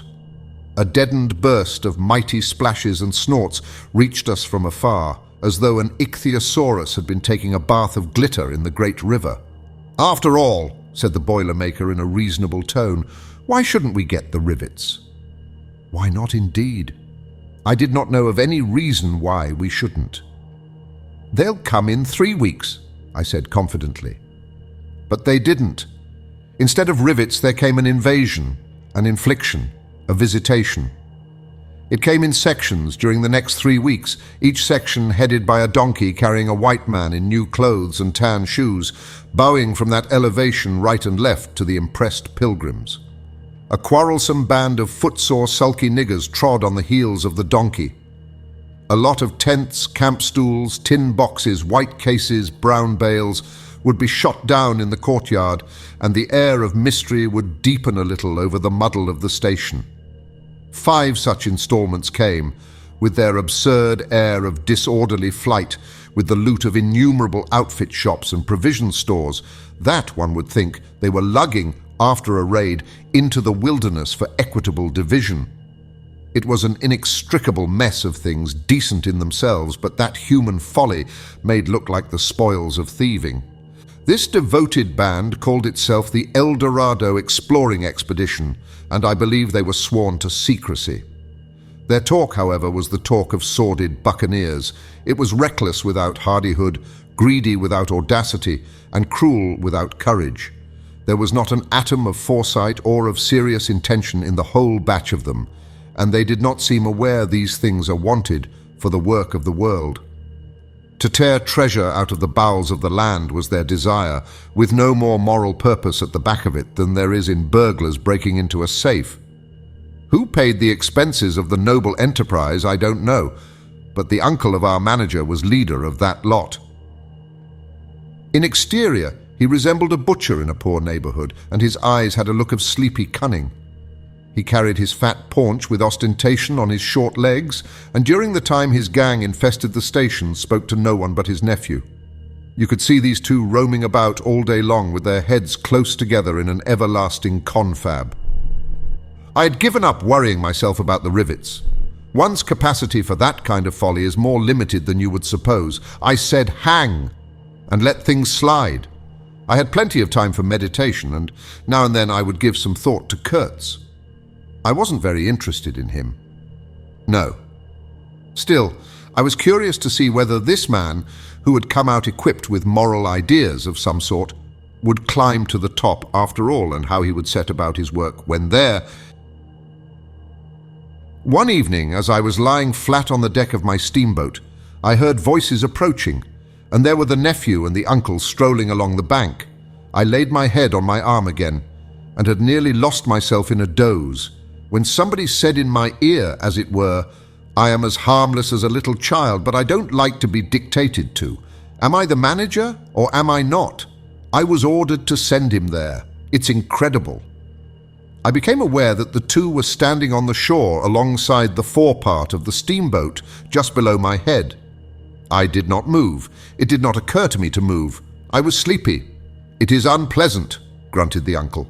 "He has asked the administration to be sent there," said the other, with the idea of showing what he could do, and I was instructed accordingly. "Look at the influence that man must have. Is it not frightful?" They both agreed it was frightful, then made several bizarre remarks. "Make rain and fine weather, one man, the council, by the nose," bits of absurd sentences that got the better of my drowsiness, so that I had pretty near the whole of my wits about me when the uncle said, "The climate may do away with this difficulty for you. Is he alone there?" "Yes," answered the manager. He sent his assistant down the river with a note to me in these terms: "Clear this poor devil out of the country, and don't bother sending more of that sort. I had rather be alone than have the kind of men you can dispose of with me." It was more than a year ago. Can you imagine such impudence? "Anything since then?" asked the other hoarsely. "Ivory!" jerked the nephew. "Lots of it, prime sort, lots, most annoying from him." "And with that?" questioned the heavy rumble.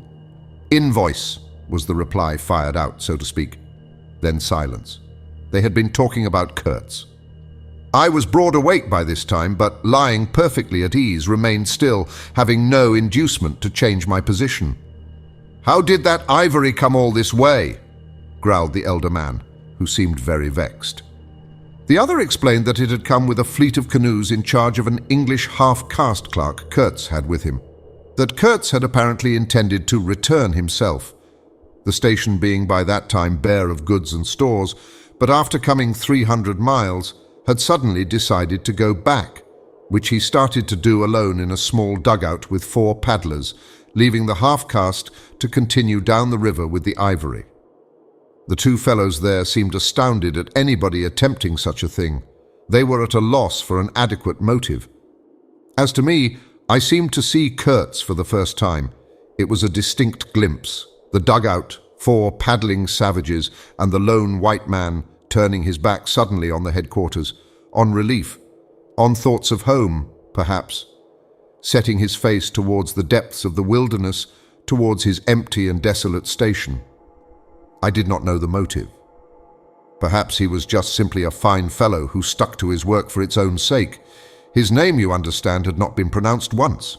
He was that man. The half-caste who, as far as I could see, had conducted a difficult trip with great prudence and pluck, was invariably alluded to as that scoundrel. The scoundrel had reported that the man had been very ill, had recovered imperfectly.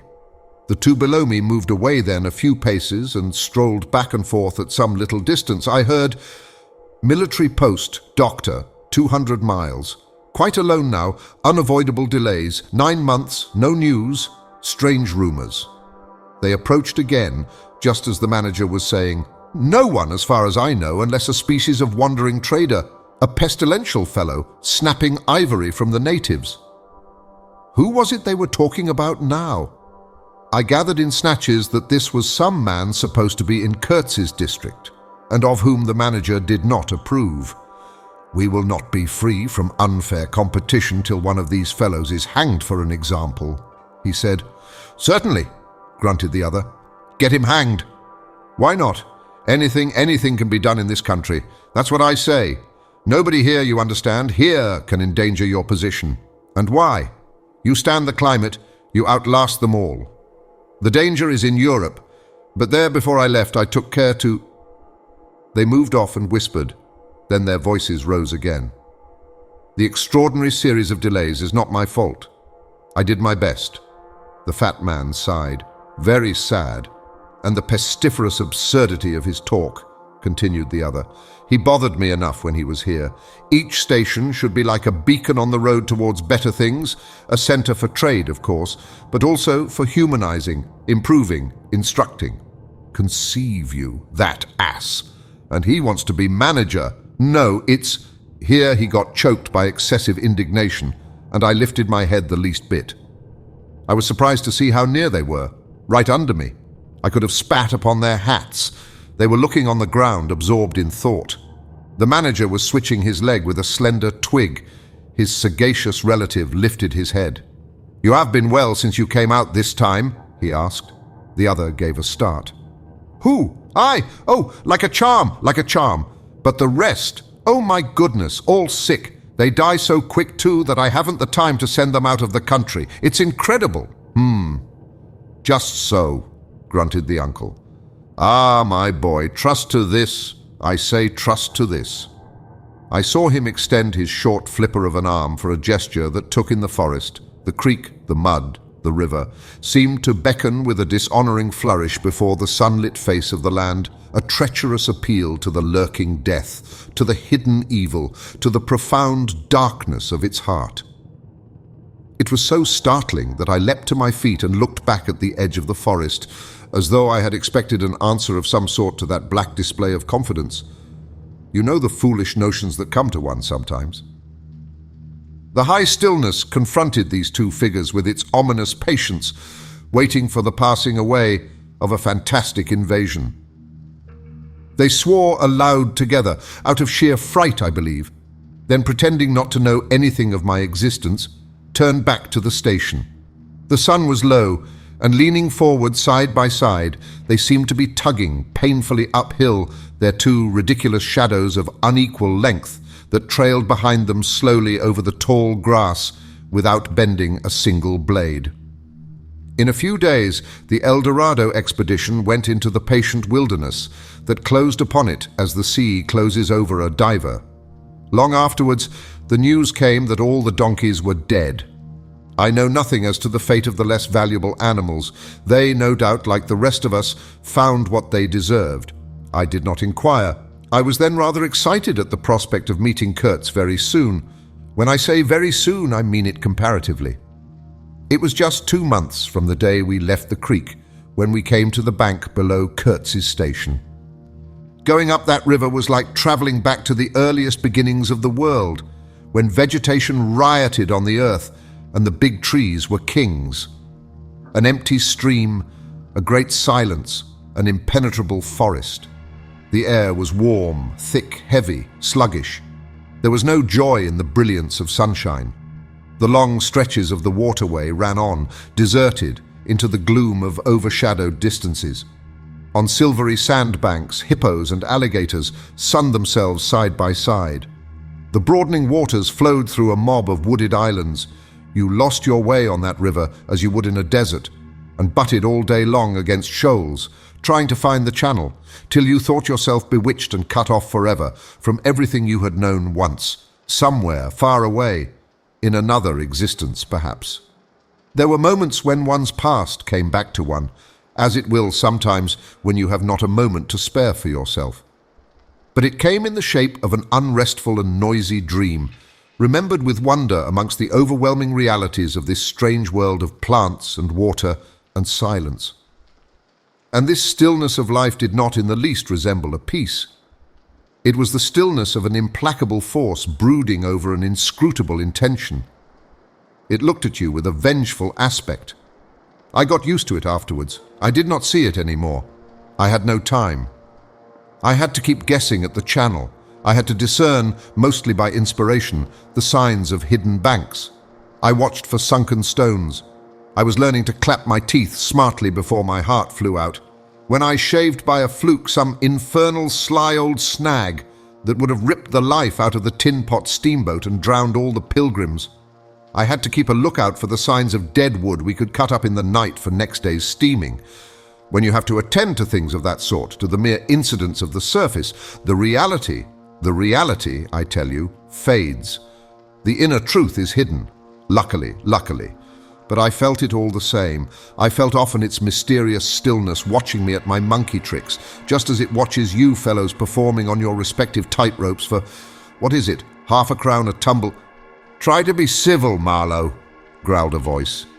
And I knew there was at least one listener awake besides myself. I beg your pardon. I forgot the heartache which makes up the rest of the price. And indeed, what does the price matter, if the trick be well done? You do your tricks very well, and I didn't do badly either, since I managed not to sink that steamboat on my first trip. It's a wonder to me yet. Imagine a blindfolded man set to drive a van over a bad road. I sweated and shivered over that business considerably, I can tell you. After all, for a seaman, to scrape the bottom of the thing that's supposed to float all the time under his care is the unpardonable sin. No one may know of it, but you never forget the thump, eh? A blow on the very heart. You remember it, you dream of it, you wake up at night and think of it, years after, and go hot and cold all over. I don't pretend to say that steamboat floated all the time. More than once she had to wade for a bit, with 20 cannibals splashing around and pushing. We had enlisted some of these chaps on the way for a crew, fine fellows, cannibals, in their place. They were men one could work with, and I'm grateful to them. And after all, they did not eat each other before my face. They had brought along a provision of hippo meat which went rotten and made the mystery of the wilderness stink in my nostrils. Phoo, I can sniff it now. I had the manager on board and 3 or 4 pilgrims with their staves, all complete. Sometimes we came upon a station close by the bank, clinging to the skirts of the unknown, and the white men rushing out of a tumble-down hovel with great gestures of joy and surprise and welcome seemed very strange, had the appearance of being held there captive by a spell. The word ivory would ring in the air for a while, And on we went again into the silence, along empty reaches, round the still bends between the high walls of our winding way, reverberating in hollow claps the ponderous beat of the stern wheel. Trees, trees, millions of trees, massive, immense, running up high, and at their foot, hugging the bank against the stream, crept the little begrimed steamboat, like a sluggish beetle crawling on the floor of a lofty portico.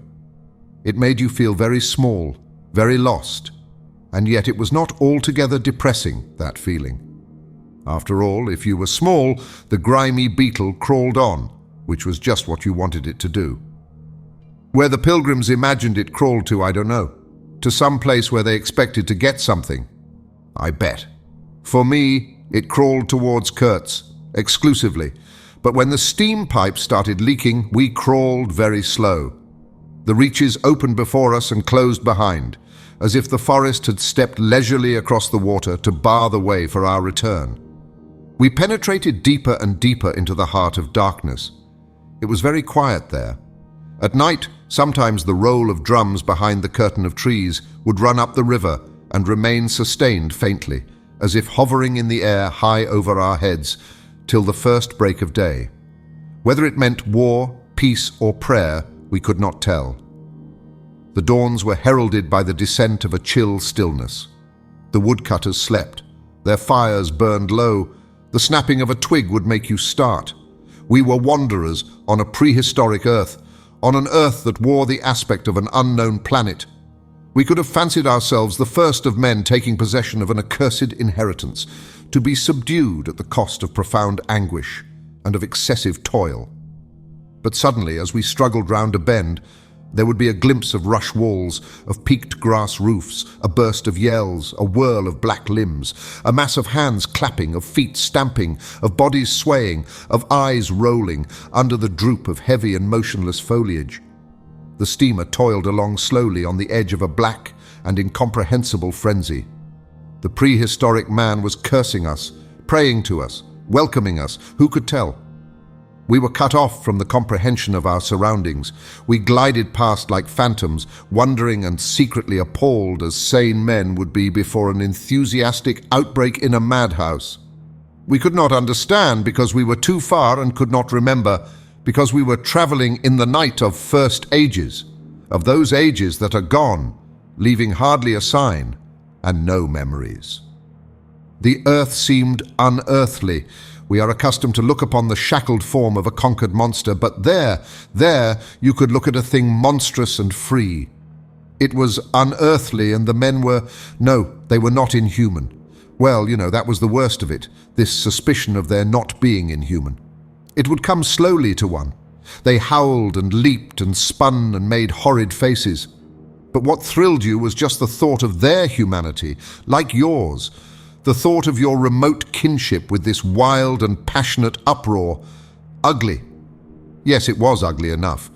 But if you were man enough, you would admit to yourself that there was in you just the faintest trace of a response to the terrible frankness of that noise, a dim suspicion of there being a meaning in it which you so remote from the night of first ages, could comprehend. And why not? The mind of man is capable of anything, because everything is in it, all the past as well as all the future. What was there after all? Joy, fear, sorrow, devotion, valor, rage, who can tell? But truth, stripped of its cloak of time. Let the fool gape and shudder. The man knows and can look on without a wink. But he must at least be as much of a man as these on the shore. He must meet that truth with his own true stuff, with his own inborn strength.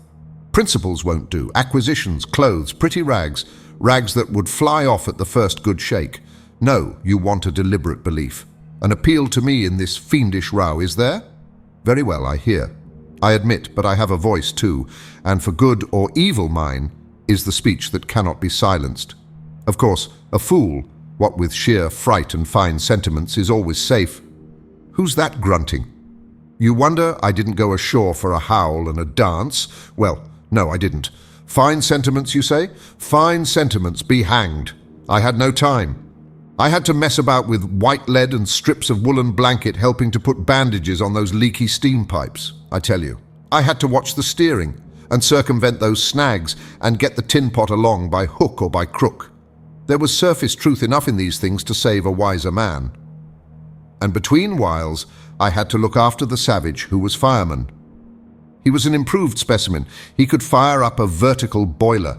He was there below me, and upon my word, to look at him was as edifying as seeing a dog in a parody of breeches and a feather hat walking on his hind legs. A few months of training had done for that really fine chap. He squinted at the steam gauge and at the water gauge with an evident effort of intrepidity, and he had filed teeth too, the poor devil, and the wool of his pate shaved into queer patterns, and 3 ornamental scars on each of his cheeks. He ought to have been clapping his hands and stamping his feet on the bank, instead of which he was hard at work, a thrall to strange witchcraft, full of improving knowledge. He was useful because he had been instructed, and what he knew was this, that should the water in that transparent thing disappear, the evil spirit inside the boiler would get angry through the greatness of his thirst and take a terrible vengeance. So he sweated and fired up and watched the glass fearfully, with an impromptu charm, made of rags tied to his arm and a piece of polished bone as big as a watch stuck flatways through his lower lip. While the wooded bank slipped past us slowly, the short noise was left behind, the interminable miles of silence, and we crept on, towards Kurtz. But the snags were thick, the water was treacherous and shallow. The boiler seemed indeed to have a sulky devil in it, and thus neither that fireman nor I had any time to peer into our creepy thoughts. Some 50 miles below the inner station, we came upon a hut of reeds, an inclined and melancholy pole, with the unrecognizable tatters of what had been a flag of some sort flying from it, and a neatly stacked wood pile. This was unexpected. We came to the bank, and on the stack of firewood found a flat piece of board with some faded pencil writing on it. When deciphered, it said, "Wood for you. Hurry up. Approach cautiously." There was a signature, but it was illegible, not Kurtz, a much longer word. Hurry up. Where? Up the river? Approach cautiously. We had not done so, but the warning could not have been meant for the place where it could be only found after approach. Something was wrong above. But what? And how much? That was the question. We commented adversely upon the imbecility of that telegraphic style. The bush around said nothing and would not let us look very far either. A torn curtain of red twill hung in the doorway of the hut and flapped sadly in our faces. The dwelling was dismantled, but we could see a white man had lived there not very long ago. There remained a rude table, a plank on 2 posts, a heap of rubbish reposed in a dark corner, and by the door I picked up a book. It had lost its covers, and the pages had been thumbed into a state of extremely dirty softness. But the back had been lovingly stitched afresh with white cotton thread, which looked clean yet. It was an extraordinary find. Its title was An Inquiry into Some Points of Seamanship by a man, Towson, some such name, master in His Majesty's Navy. The matter looked dreary reading enough, with illustrative diagrams and repulsive tables of figures, and the copy was 60 years old. I handled this amazing antiquity with the greatest possible tenderness, lest it should dissolve in my hands. Within, Towson or Towser was inquiring earnestly into the breaking strain of ships' chains and tackle, and other such matters. Not a very enthralling book, but at the first glance you could see there a singleness of intention, an honest concern for the right way of going to work, which made these humble pages, thought out so many years ago, luminous with another than a professional light. The simple old sailor, with his talk of chains and purchases, made me forget the jungle and the pilgrims in a delicious sensation of having come upon something unmistakably real. Such a book being there was wonderful enough, but still more astounding were the notes penciled in the margin, and plainly referring to the text. I couldn't believe my eyes. They were in cipher. Yes, it looked like cipher. Fancy a man lugging with him a book of that description into this nowhere and studying it and making notes, in cipher at that. It was an extravagant mystery. I had been dimly aware for some time of a worrying noise, and when I lifted my eyes I saw the woodpile was gone, and the manager, aided by all the pilgrims, was shouting at me from the riverside. I slipped the book into my pocket. I assure you, to leave off reading was like tearing myself away from the shelter of an old and solid friendship. I started the lame engine ahead. "It must be this miserable trader, this intruder," exclaimed the manager, looking back malevolently at the place we had left. "He must be English," I said. "It will not save him from getting into trouble if he is not careful," muttered the manager darkly. I observed with assumed innocence that no man was safe from trouble in this world. The current was more rapid now. The steamer seemed at her last gasp. The stern wheel flopped languidly, and I caught myself listening on tiptoe for the next beat of the boat, for in sober truth I expected the wretched thing to give up every moment.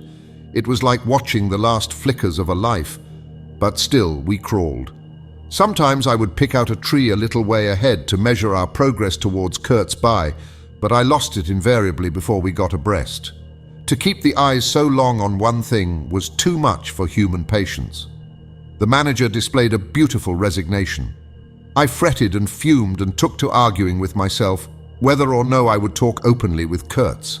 But before I could come to any conclusion, it occurred to me that my speech or my silence, indeed any action of mine, would be a mere futility. What did it matter what anyone knew or ignored? What did it matter who was manager? One gets sometimes such a flash of insight. The essentials of this affair lay deep under the surface, beyond my reach and beyond my power of meddling.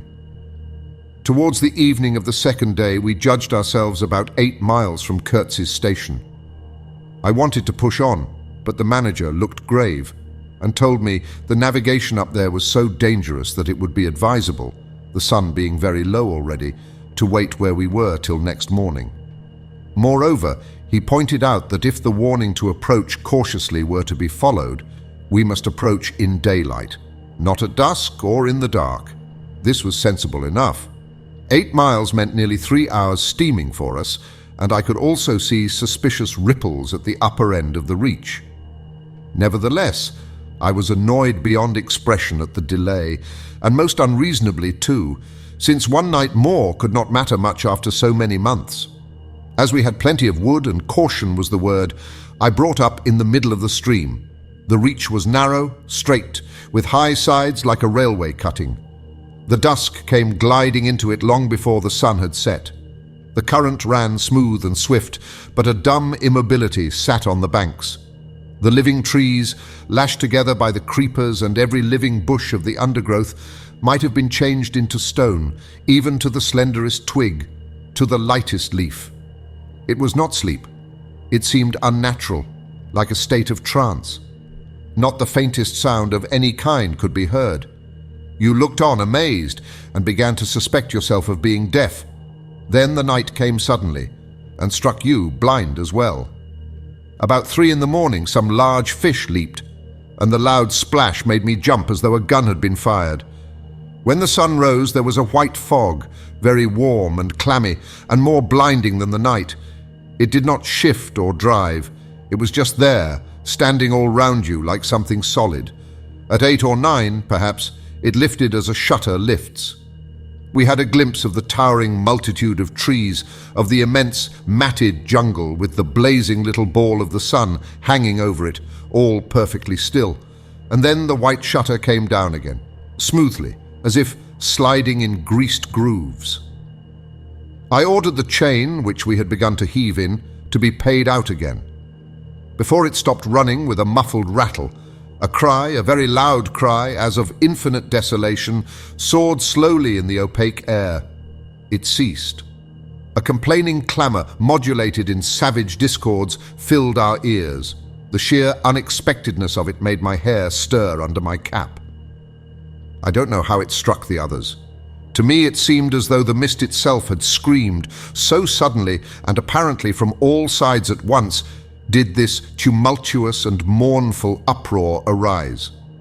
It culminated in a hurried outbreak of almost intolerably excessive shrieking, which stopped short, leaving us stiffened in a variety of silly attitudes and obstinately listening to the nearly as appalling and excessive silence.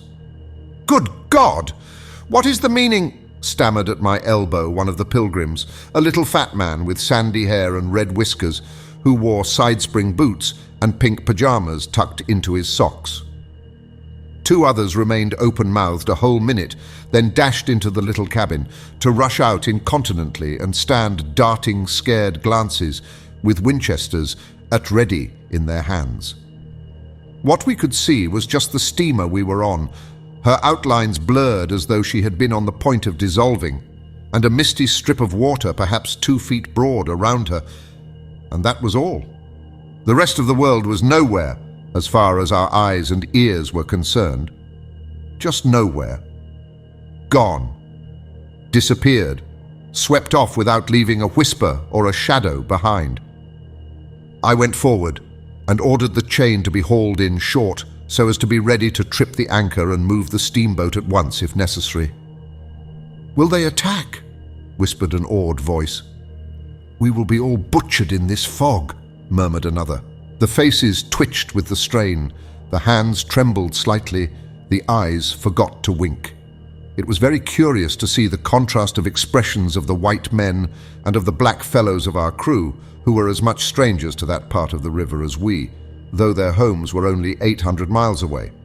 The whites, of course greatly discomposed, had besides a curious look of being painfully shocked by such an outrageous row. The others had an alert, naturally interested expression, but their faces were essentially quiet, even those of the one or two who grinned as they hauled at the chain. Several exchanged short, grunting phrases, which seemed to settle the matter to their satisfaction. Their headman, a young, broad-chested black, severely draped in dark blue fringed cloths, with fierce nostrils and his hair all done up artfully in oily ringlets, stood near me. "Aha!" I said, just for good fellowship's sake. "Catch him!" he snapped, with a bloodshot widening of his eyes and a flash of sharp teeth. "Catch him! Give him to us!" "To you, eh?" I asked. "What would you do with them?" "Eat him," he said curtly, and leaning his elbow on the rail, looked out into the fog in a dignified and profoundly pensive attitude. I would no doubt have been properly horrified had it not occurred to me that he and his chaps must be very hungry, that they must have been growing increasingly hungry for at least this month past. They had been engaged for 6 months. I don't think a single one of them had any clear idea of time, as we at the end of countless ages have. They still belonged to the beginnings of time, had no inherited experience to teach them, as it were. And, of course, as long as there was a piece of paper written over in accordance with some farcical law or other made down the river, it didn't enter anybody's head to trouble how they would live. Certainly they had brought with them some rotten hippo meat, which couldn't have lasted very long anyway, even if the pilgrims hadn't, in the midst of a shocking hullabaloo, thrown a considerable quantity of it overboard. It looked like a high-handed proceeding, but it was really a case of legitimate self-defense. You can't breathe dead hippo, waking, sleeping and eating, and at the same time keep your precarious grip on existence. Besides that, they had given them every week 3 pieces of brass wire, each about 9 inches long, and the theory was they were to buy their provisions with that currency in riverside villages. You can see how that worked. There were either no villages, or the people were hostile, or the director, who, like the rest of us, fed out of tins with an occasional old he-goat thrown in, didn't want to stop the steamer for some more or less recondite reason. So unless they swallowed the wire itself, or made loops of it to snare the fishes with, I don't see what good their extravagant salary could be to them. I must say it was paid with a regularity worthy of a large and honourable trading company. For the rest, the only thing to eat, though it didn't look eatable in the least, I saw in their possession was a few lumps of some stuff like half-cooked dough, of a dirty lavender colour they kept wrapped in leaves, and now and then swallowed a piece of, but so small that it seemed done more for the looks of the thing than for any serious purpose of sustenance. Why, in the name of all the gnawing devils of hunger, they didn't go for us.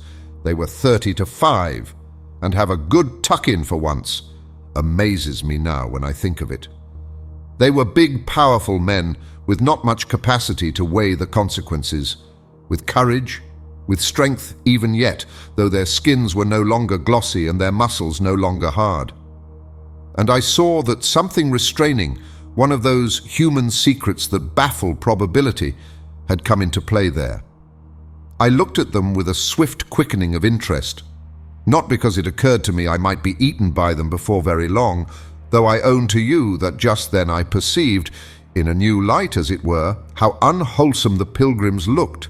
And I hoped, yes, I positively hoped, that my aspect was not so, what shall I say, so unappetizing. A touch of fantastic vanity which fitted well with the dream sensation that pervaded all my days at that time. Perhaps I had a little fever too. One can't live with one's finger everlastingly on one's pulse. I had often a little fever, or a little touch of other things, the playful paw strokes of the wilderness, the preliminary trifling before the more serious onslaught which came in due course. Yes, I looked at them as you would on any human being, with a curiosity of their impulses, motives, capacities, weaknesses, when brought to the test of an inexorable physical necessity. Restraint. What possible restraint? Was it superstition, disgust, patience, fear, or some kind of primitive honor? No fear can stand up to hunger. No patience can wear it out. Disgust simply does not exist where hunger is. And as to superstition, beliefs, and what you may call principles, they are less than chaff in a breeze. Don't you know the devilry of lingering starvation, its exasperating torment, its black thoughts, its somber and brooding ferocity? Well, I do. It takes a man all his inborn strength to fight hunger properly. It's really easier to face bereavement, dishonor, and the perdition of one's soul than this kind of prolonged hunger. Sad but true. And these chaps, too, had no earthly reason for any kind of scruple. Restraint! I would just as soon have expected restraint from a hyena prowling amongst the corpses of a battlefield. But there was the fact facing me, the fact dazzling to be seen, like the foam on the depths of the sea, like a ripple on an unfathomable enigma, a mystery greater, when I thought of it, than the curious, inexplicable note of desperate grief in this savage clamor that had swept by us on the riverbank, behind the blind whiteness of the fog. Two pilgrims were quarreling in hurried whispers as to which bank. Left. No, no. How can you? Right, right, of course. It is very serious, said the manager's voice behind me. I would be desolated if anything should happen to Mr. Kurtz before we came up. I looked at him, and had not the slightest doubt he was sincere. He was just the kind of man who would wish to preserve appearances. That was his restraint. But when he muttered something about going on at once, I did not even take the trouble to answer him.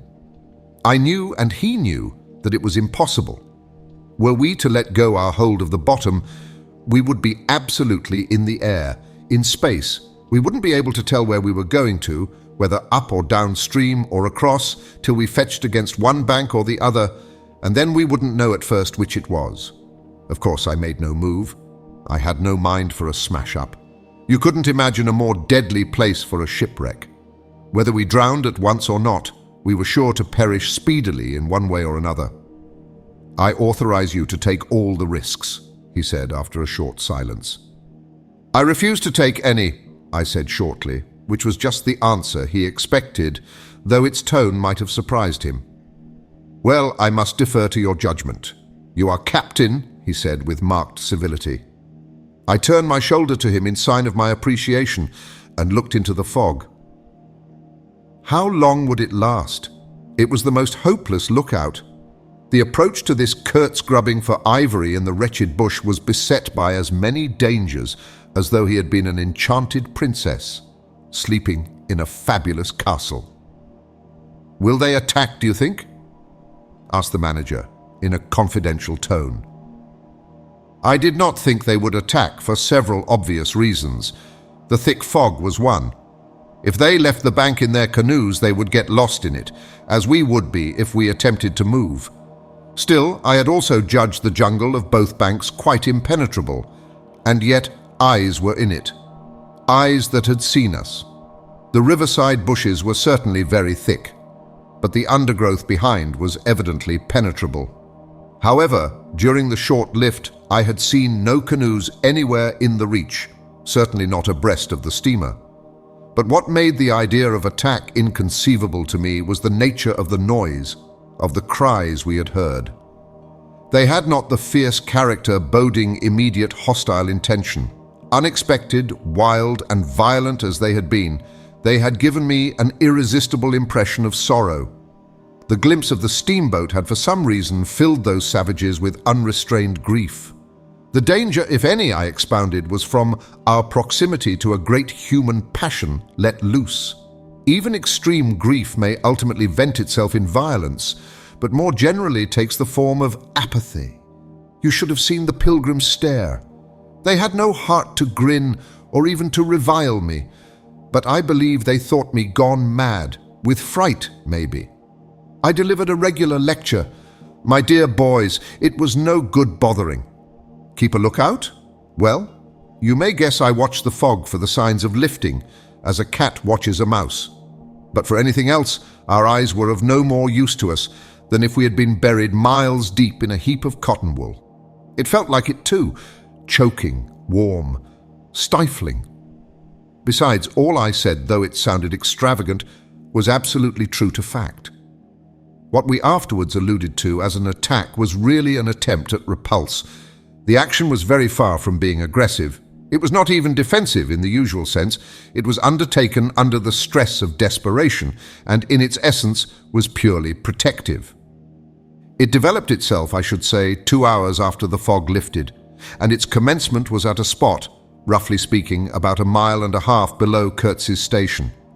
We had just floundered and flopped round a bend when I saw an islet, a mere grassy hummock of bright green, in the middle of the stream. It was the only thing of the kind, but as we opened the reach more, I perceived it was the head of a long sand bank, or rather, of a chain of shallow patches stretching down the middle of the river. They were discoloured, just awash, and the whole lot was seen just under the water, exactly as a man's backbone is seen running down the middle of his back, under the skin. Now, as far as I did see, I could go to the right or to the left of this. I didn't know either channel, of course. The banks looked pretty well alike. The depth appeared the same. But as I had been informed the station was on the west side, I naturally headed for the Western Passage. No sooner had we fairly entered it than I became aware it was much narrower than I had supposed. To the left of us there was the long, uninterrupted shoal, and to the right a high, steep bank heavily overgrown with bushes. Above the bush, the trees stood in serried ranks. The twigs overhung the current thickly, and from distance to distance, a large limb of some tree projected rigidly over the stream. It was then well on in the afternoon. The face of the forest was gloomy, and a broad strip of shadow had already fallen on the water. In this shadow, we steamed up, very slowly, as you may imagine. I sheered her well inshore, the water being deepest near the bank, as the sounding pole informed me. One of my hungry and forbearing friends was sounding in the bows just below me. This steamboat was exactly like a decked scow. On the deck there were 2 little teakwood houses with doors and windows. The boiler was in the fore end and the machinery right astern. Over the whole there was a light roof supported on stanchions.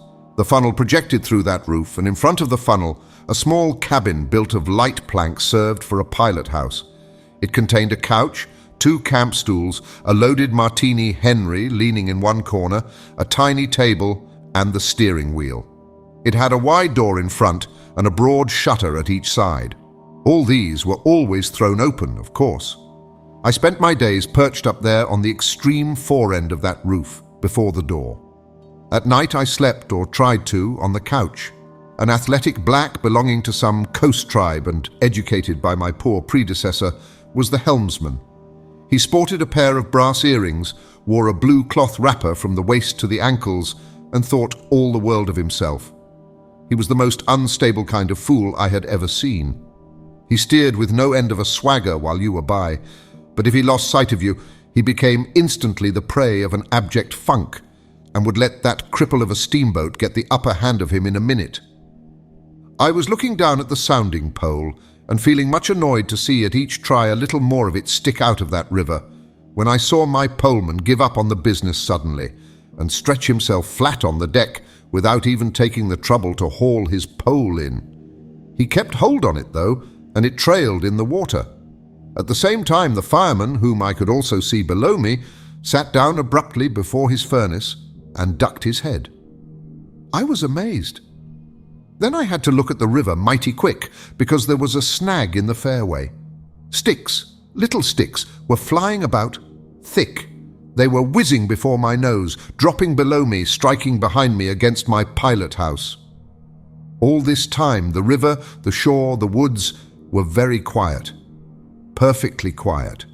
I could only hear the heavy, splashing thump of the stern wheel and the patter of these things. We cleared the snag clumsily. Arrows, by Jove! We were being shot at. I stepped in quickly to close the shutter on the land side. That fool helmsman, his hands on the spokes, was lifting his knees high, stamping his feet, champing his mouth like a reined-in horse. Confound him! And we were staggering within 10 feet of the bank. I had to lean right out to swing the heavy shutter, and I saw a face amongst the leaves on the level with my own, looking at me very fierce and steady.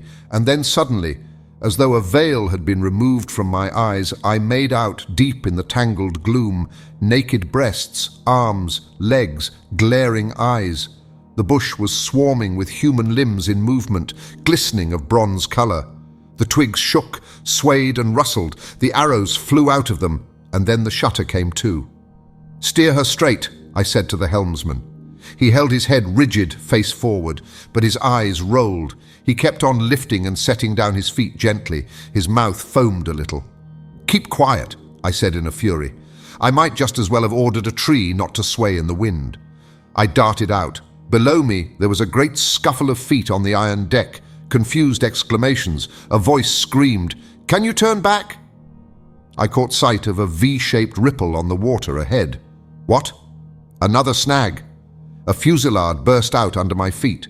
The pilgrims had opened with their Winchesters and were simply squirting lead into that bush. A deuce of a lot of smoke came up and drove slowly forward. I swore at it. Now I couldn't see the ripple or the snag either. I stood in the doorway, peering, and the arrows came in swarms. They might have been poisoned, but they looked as though they wouldn't kill a cat. The bush began to howl. Our woodcutters raised a warlike whoop. The report of a rifle just at my back deafened me. I glanced over my shoulder, and the pilot house was yet full of noise and smoke when I made a dash at the wheel. The fool nigger had dropped everything to throw the shutter open and let off that Martini Henry. He stood before the wide opening, glaring, and I yelled at him to come back, while I straightened the sudden twist out of that steamboat. There was no room to turn even if I had wanted to. The snag was somewhere very near ahead in that confounded smoke.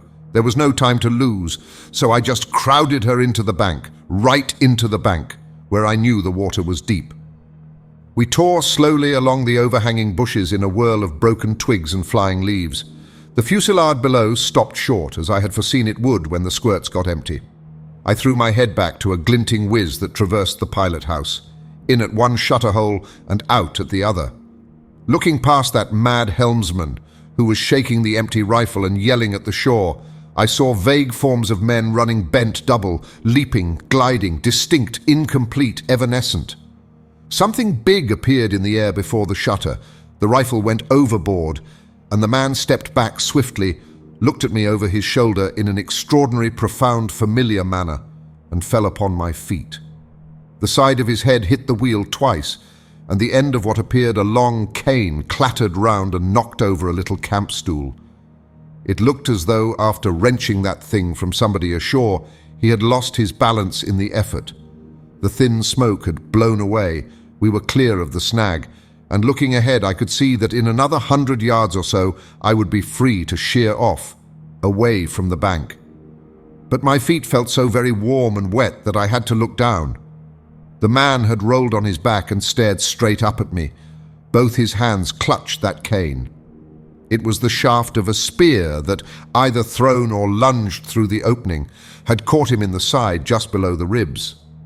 The blade had gone in out of sight after making a frightful gash. My shoes were full. A pool of blood lay very still, gleaming dark red under the wheel. His eyes shone with an amazing luster. The fusillade burst out again. He looked at me anxiously, gripping the spear like something precious, with an air of being afraid I would try to take it away from him. I had to make an effort to free my eyes from his gaze and attend to the steering. With one hand I felt above my head for the line of the steam whistle and jerked out screech after screech hurriedly. The tumult of angry and warlike yells was checked instantly, and then from the depths of the woods went out such a tremulous and prolonged wail of mournful fear and utter despair as may be imagined to follow the flight of the last hope from the earth. There was a great commotion in the bush. The shower of arrows stopped, a few dropping shots rang out sharply, then silence in which the languid beat of the stern wheel came plainly to my ears. I put the helm hard a starboard at the moment when the pilgrim in pink pajamas, very hot and agitated, appeared in the doorway. "The manager sends me," he began in an official tone, and stopped short. "Good God," he said, glaring at the wounded man. We two whites stood over him, and his lustrous and inquiring glance enveloped us both. I declare it looked as though he would presently put to us some questions in an understandable language, but he died without uttering a sound, without moving a limb, without twitching a muscle. Only in the very last moment, as though in response to some sign we could not see, to some whisper we could not hear, he frowned heavily. And that frown gave to his black death mask an inconceivably somber, brooding and menacing expression. The luster of inquiring glance faded swiftly into vacant glassiness. "Can you steer?" I asked the agent eagerly. He looked very dubious, but I made a grab at his arm, and he understood at once I meant him to steer whether or no. To tell you the truth, I was morbidly anxious to change my shoes and socks. "He is dead," murmured the fellow, immensely impressed. "No doubt about it," said I, tugging like mad at the shoelaces. "And by the way, I suppose Mr. Kurtz is dead as well by this time." For the moment, that was the dominant thought. There was a sense of extreme disappointment, as though I had found out I had been striving after something altogether without a substance. I couldn't have been more disgusted if I had travelled all this way for the sole purpose of talking with Mr. Kurtz. I flung one shoe overboard and became aware that that was exactly what I had been looking forward to. A talk with Kurtz. I made the strange discovery that I had never imagined him as doing, but as discoursing. I didn't say to myself, "Now I will never see him," or "Now I will never shake him by the hand," but "Now I will never hear him." The man presented himself as a voice. Not, of course, that I did not connect him with some sort of action. Hadn't I been told in all the tones of jealousy and admiration that he had collected, bartered, swindled, or stolen more ivory than all the other agents together? That was not the point. The point was in his being a gifted creature, and that of all his gifts, the one that stood out preeminently, that carried with it a sense of real presence, was his ability to talk, his words, the gift of expression, the bewildering, the illuminating, the most exalted and the most contemptible, the pulsating stream of light, or the deceitful flow from the heart of an impenetrable darkness. The other shoe went flying unto the devil god of that river. I thought, by Jove, it's all over. We are too late. He has vanished. The gift has vanished by means of some spear, arrow, or club. I will never hear that chap speak after all, and my sorrow had a startling extravagance of emotion, even such as I had noticed in the howling sorrow of these savages in the bush. I couldn't have felt more of lonely desolation somehow, had I been robbed of a belief or had missed my destiny in life. Why do you sigh in this beastly way, somebody? Absurd! Well, absurd! Good Lord, mustn't a man ever— Here, give me some tobacco. There was a pause of profound stillness, then a match flared, and Marlowe's lean face appeared, worn, hollow, with downward folds and dropped eyelids, with an aspect of concentrated attention. And as he took vigorous draws at his pipe, it seemed to retreat and advance out of the night in the regular flicker of tiny flame. The match went out. "Absurd!" he cried. "This is the worst of trying to tell... Here you all are, each moored with two good addresses, like a hulk with two anchors, a butcher round one corner, a policeman round another, excellent appetites, and temperature normal. You hear, normal from year's end to year's end. And you say, absurd, absurd, be exploded, absurd. My dear boys, what can you expect from a man who, out of sheer nervousness, had just flung overboard a pair of new shoes?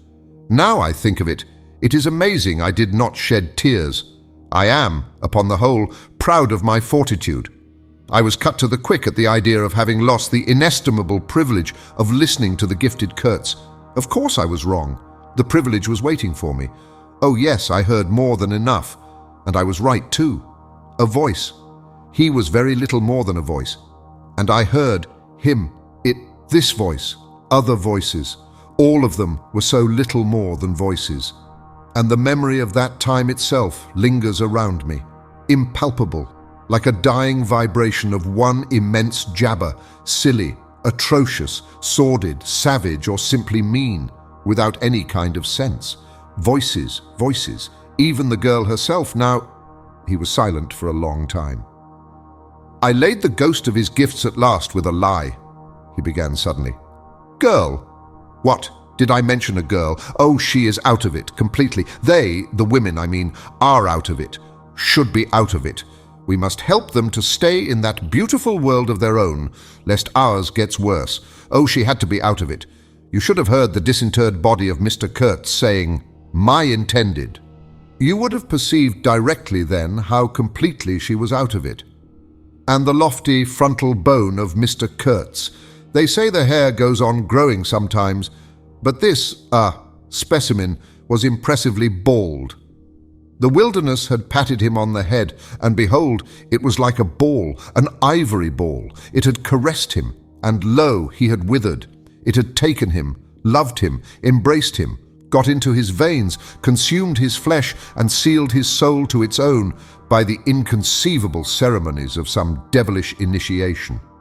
He was its spoiled and pampered favorite. Ivory? I should think so. Heaps of it, stacks of it. The old mud shanty was bursting with it. You would think there was not a single tusk left either above or below the ground in the whole country. "Mostly fossil," the manager had remarked disparagingly. It was no more fossil than I am, but they call it fossil when it is dug up. It appears these niggers do bury the tusks sometimes, but evidently they couldn't bury this parcel deep enough to save the gifted Mr. Kurtz from his fate. We filled the steamboat with it and had to pile a lot on the deck. Thus he could see and enjoy as long as he could see, because the appreciation of this favor had remained with him to the last. You should have heard him say, "My ivory." Oh yes, I heard him. My intended, my ivory, my station, my river, my... Everything belonged to him. It made me hold my breath in expectation of hearing the wilderness burst into a prodigious peal of laughter that would shake the fixed stars in their places. Everything belonged to him, but that was a trifle. The thing was to know what he belonged to, how many powers of darkness claimed him for their own. That was the reflection that made you creepy all over. It was impossible. It was not good for one either, trying to imagine. He had taken a high seat amongst the devils of the land. I mean, literally. You can't understand. How could you? With solid pavement under your feet, surrounded by kind neighbors, ready to cheer you or to fall on you, stepping delicately between the butcher and the policeman. In the holy terror of scandal and gallows and lunatic asylums, how can you imagine what particular region of the first ages a man's untrammeled feet may take him into by the way of solitude, utter solitude without a policeman, by the way of silence, utter silence, where no warning voice of a kind neighbor can be heard whispering of public opinion? These little things make all the great difference. When they are gone, you must fall back upon your own innate strength, upon your own capacity for faithfulness. Of course, you may be too much of a fool to go wrong, too dull even to know you are being assaulted by the powers of darkness. I take it, no fool ever made a bargain for his soul with the devil. The fool is too much of a fool, or the devil too much of a devil. I don't know which. Or you may be such a thunderingly exalted creature as to be altogether deaf and blind to anything but heavenly sights and sounds. Then the earth for you is only a standing place, and whether to be like this is your loss or your gain, I won't pretend to say. But most of us are neither one nor the other. The earth for us is a place to live in, where we must put up with sights, with sounds, with smells too. By Jove, breathe dead hippo, so to speak, and not be contaminated. And there, don't you see, your strength comes in, the faith in your ability for the digging of unostentatious holes to bury the stuff in, your power of devotion, not to yourself, but to an obscure, back-breaking business. And that's difficult enough. Mind, I am not trying to excuse or even explain. I'm trying to account to myself for Mr. Kurtz, for the shade of Mr. Kurtz. This initiated wraith from the back of nowhere honored me with its amazing confidence before it vanished altogether. This was because it could speak English to me. The original Kurtz had been educated partly in England and, as he was good enough to say himself, his sympathies were in the right place. His mother was half English, his father was half French. All Europe contributed to the making of Kurtz, and by I learned that, most appropriately, the International Society for the Suppression of Savage Customs had entrusted him with the making of a report for its future guidance. And he had written it too. I've seen it. I've read it. It was eloquent, vibrating with eloquence, but too high-strung, I think. 17 pages of close writing he had found time for. But this must have been before his, let us say, nerves went wrong and caused him to preside at certain midnight dances ending with unspeakable rites, which, as far as I reluctantly gathered from what I heard at various times, were offered up to him. Do you understand? To Mr. Kurtz himself. But it was a beautiful piece of writing. The opening paragraph, however, in the light of later information, strikes me now as ominous. He began with the argument that we whites, from the point of development we had arrived at, must necessarily appear to them savages, in the nature of supernatural beings. We approach them with the might of a deity, and so on, and so on. By the simple exercise of our will, we can exert a power for good practically unbounded, etc., etc. From that point, he soared and took me with him. The peroration was magnificent, though difficult to remember, you know. It gave me the notion of an exotic immensity ruled by an august benevolence. It made me tingle with enthusiasm. This was the unbounded power of eloquence, of words, of burning, noble words. There were no practical hints to interrupt the magic current of phrases, unless a kind of note at the foot of the last page, scrawled evidently much later, in an unsteady hand, may be regarded as the exposition of a method. It was very simple, and at the end of that moving appeal to every altruistic sentiment it blazed at you, luminous and terrifying, like a flash of lightning in a serene sky, exterminate all the brutes. The curious part was that he had apparently forgotten all about that valuable postscriptum, because later on, when he in a sense came to himself, he repeatedly entreated me to take good care of my pamphlet, he called it, as it was sure to have in the future a good influence upon his career. I had full information about all these things, and besides, as it turned out, I was to have the care of his memory. I've done enough for it to give me the indisputable right to lay it, if I choose, for an everlasting rest in the dustbin of progress amongst all the sweepings and, figuratively speaking, all the dead cats of civilization. But then, you see, I can't choose.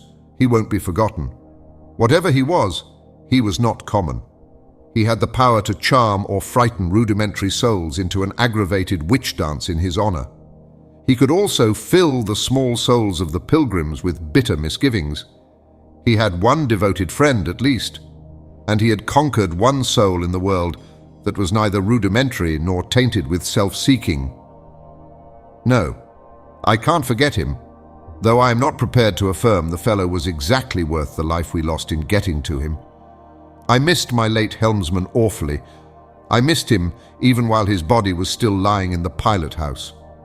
Perhaps you will think it passing strange, this regret for a savage who was no more account than a grain of sand in a black Sahara. Well, don't you see, he had done something, he had steered. For months I had him at my back, a help, an instrument. It was a kind of partnership.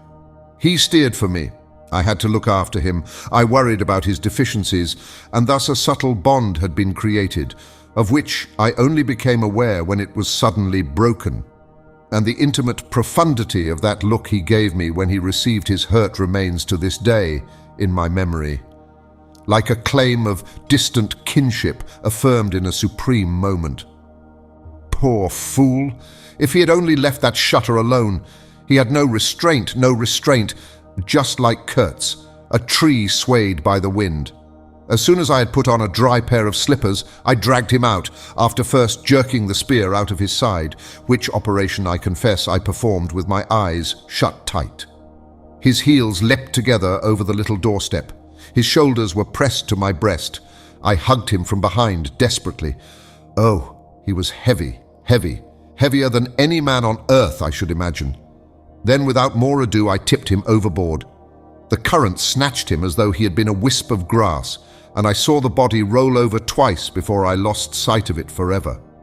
All the pilgrims and the manager were then congregated on the awning deck about the pilot house, chattering at each other like a flock of excited magpies. And there was a scandalized murmur at my heartless promptitude. What they wanted to keep that body hanging about for I can't guess. Embalm it maybe. But I'd also heard another and a very ominous murmur on the deck below. My friends the woodcutters were likewise scandalized, and with a better show of reason, though I admit that the reason itself was quite inadmissible. Oh, quite. I had made up my mind that if my late helmsman was to be eaten, the fishes alone should have him. He had been a very second-rate helmsman while alive, but now he was dead. He might have become a first-class temptation and possibly caused some startling trouble. Besides, I was anxious to take the wheel, the man in pink pajamas showing himself a hopeless duffer at the business. This I did directly. The simple funeral was over. We were going half speed, keeping right in the middle of the stream, and I listened to the talk about me. They had given up Kurtz. They had given up the station. Kurtz was dead, and the station had been burnt, and so on, and so on. The red-haired pilgrim was beside himself with the thought that at least this poor Kurtz had been properly avenged. Say, we must have made a glorious slaughter of them in the bush, eh? What do you think, say? He positively danced, the bloodthirsty little gingery beggar, and he had nearly fainted when he saw the wounded man. I could not help saying, "You made a glorious lot of smoke, anyhow." I had seen, from the way the tops of the bushes rustled and flew, that almost all the shots had gone too high. You can't hit anything unless you take aim and fire from the shoulder, but these chaps fired from the hip with their eyes shut. The retreat, I maintained, and I was right, was caused by the screeching of the steam whistle. Upon this they forgot Kurtz and began to howl at me with indignant protests. The manager stood by the wheel murmuring confidentially about the necessity of getting well away down the river before dark at all events, when I saw in the distance a clearing on the riverside and the outlines of some sort of building. "What's this?" I asked. He clapped his hands in wonder. "The station!" he cried. I edged in at once, still going half speed. Through my glasses I saw the slope of a hill interspersed with rare trees and perfectly free from undergrowth. A long decaying building on the summit was half buried in the high grass. The large holes in the peaked roof gaped black from afar. The jungle and the woods made a background. There was no enclosure or fence of any kind, but there had been one apparently, for near the house half a dozen slim posts remained in a row, roughly trimmed and with their upper ends ornamented with round carved balls. The rails, or whatever there had been between, had disappeared. Of course the forest surrounded all that. The riverbank was clear, and on the waterside I saw a white man under a hat, like a cartwheel, beckoning persistently with his whole arm. Examining the edge of the forest above and below, I was almost certain I could see movements, human forms gliding here and there. I steamed past prudently, then stopped the engines and let her drift down. The man on the shore began to shout, urging us to land. "We have been attacked," screamed the manager. I know, it's all right," yelled back the other, as cheerful as you please. "Come along, it's all right, I am glad." His aspect reminded me of something I had seen, something funny I had seen somewhere. As I maneuvered to get alongside, I was asking myself, what does this fellow look like? Suddenly I got it. He looked like a harlequin. His clothes had been made of some stuff that was brown holland, probably, but it was covered with patches all over, with bright patches, blue, red, and yellow, patches on the back, patches on the front, patches on elbows, on knees, coloured binding around his jacket, scarlet edging at the bottom of his trousers, and the sunshine made him look extremely gay and wonderfully neat withal, because you could see how beautifully all this patching had been done. A beardless, boyish face, very fair, no features to speak of, nose peeling, little blue eyes, smiles and frowns chasing each other over that open countenance like sunshine and shadow on a wind-swept plain. "Look out, Captain!" he cried. "There's a snag lodged in here last night." "What? Another snag?" I confess I swore shamefully. I had nearly holed my cripple to finish off that charming trip. The harlequin on the bank turned his little pug nose up to me. "You English?" he asked, all smiles. "Are you?" I shouted from the wheel. The smiles vanished, and he shook his head as if sorry for my disappointment. Then he brightened up. "Never mind," he cried encouragingly. "Are we in time?" I asked. "He's up there," he replied, with a toss of the head up the hill, and becoming gloomy all of a sudden. His face was like the autumn sky, overcast one moment and bright the next. When the manager, escorted by the pilgrims, all of them armed to the teeth, had gone to the house, this chap came on board. "I say, I don't like this. These natives are in the bush," I said. He assured me earnestly it was all right. "They are simple people," he added. "Well, I'm glad you came. It took me all my time to keep them off." "But you said it was all right," I cried. "Oh, they meant no harm," he said. And as I stared, he corrected himself. "Not exactly." Then, vivaciously, "My faith, your pilot house wants a clean-up." In the next breath, he advised me to keep enough steam on the boiler to blow the whistle in case of any trouble. "One good screech will do more for you than all your rifles. They are simple people," he repeated. He rattled away at such a rate he quite overwhelmed me. He seemed to be trying to make up for lots of silence, and actually hinted, laughing, that such was the case. "Don't you talk with Mr. Kurtz," I said. "You don't talk with that man, you listen to him," he exclaimed with severe exultation. "But now—" He waved his arm, and in the twinkling of an eye was in the uttermost depths of despondency. In a moment he came up again with a jump, possessed himself of both my hands, shook them continuously while he gabbled, "Brother sailor, honor, pleasure, delight, introduce myself, Russian, son of an archpriest, government of Tambov, what? Tobacco, English tobacco, the excellent English tobacco. Now that's brotherly. Smoke? Where's a sailor that does not smoke?" The pipe soothed him, and gradually I made out he had run away from school, had gone to sea in a Russian ship, ran away again, served some time in English ships, was now reconciled with the archpriest. He made a point of that. "But when one is young, one must see things, gather experience, ideas, enlarge the mind?" "Here," I interrupted. "You can never tell. Here I met Mr. Kurtz," he said, youthfully solemn and reproachful. I held my tongue after that. It appears he had persuaded a Dutch trading house on the coast to fit him out with stores and goods, and had started for the interior with a light heart and no more idea of what would happen to him than a baby.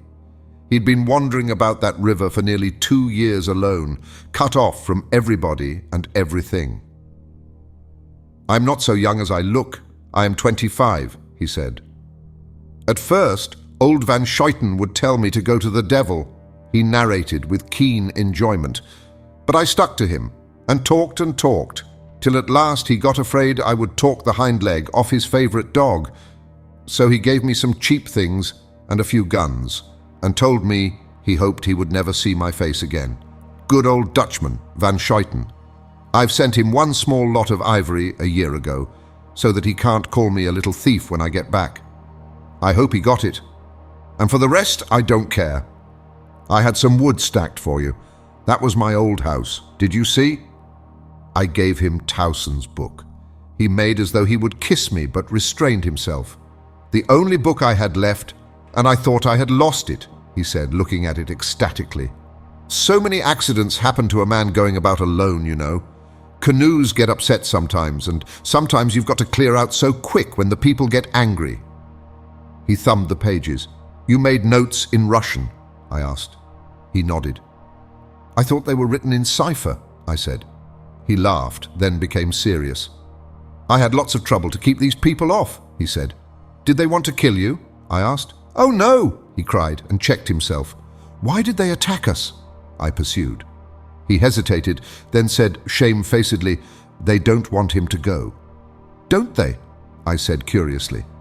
He nodded a nod full of mystery and wisdom.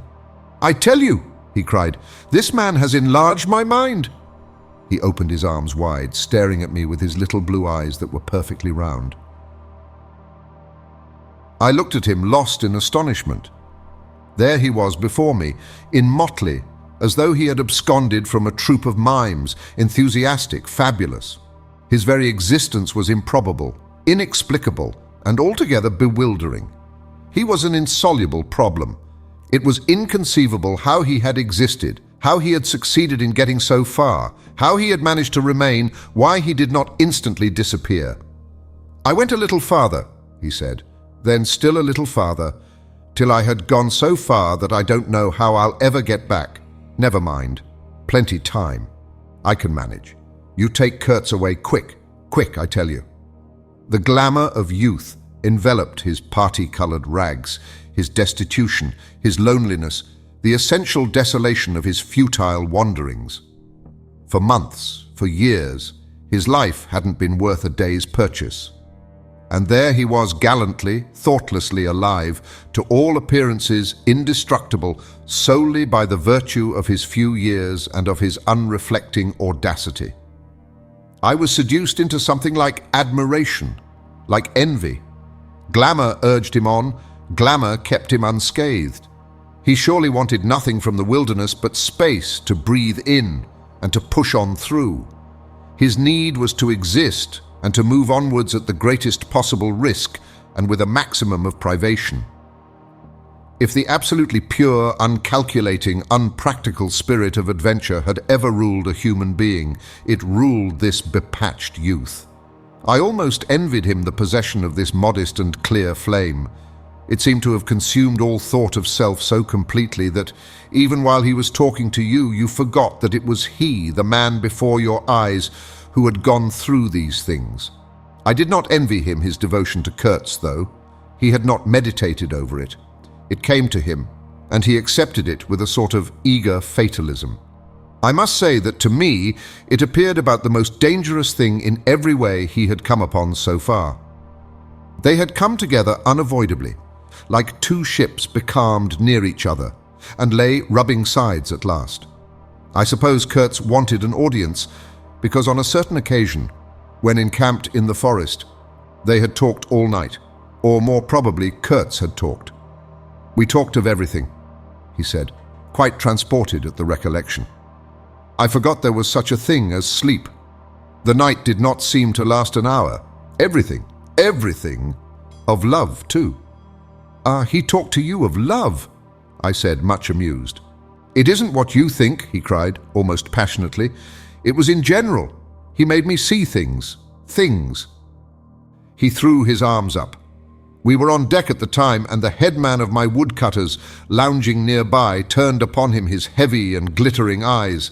I looked around, and I don't know why, but I assure you that never before did this land, this river, this jungle, the very arch of this blazing sky, appear to me so hopeless and so dark, so impenetrable to human thought, so pitiless to human weakness.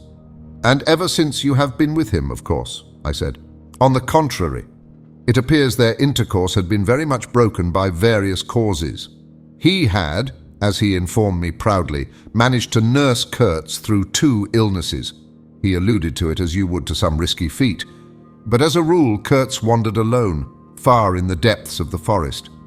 Very often coming to this station, I had to wait days and days before he would turn up, he said.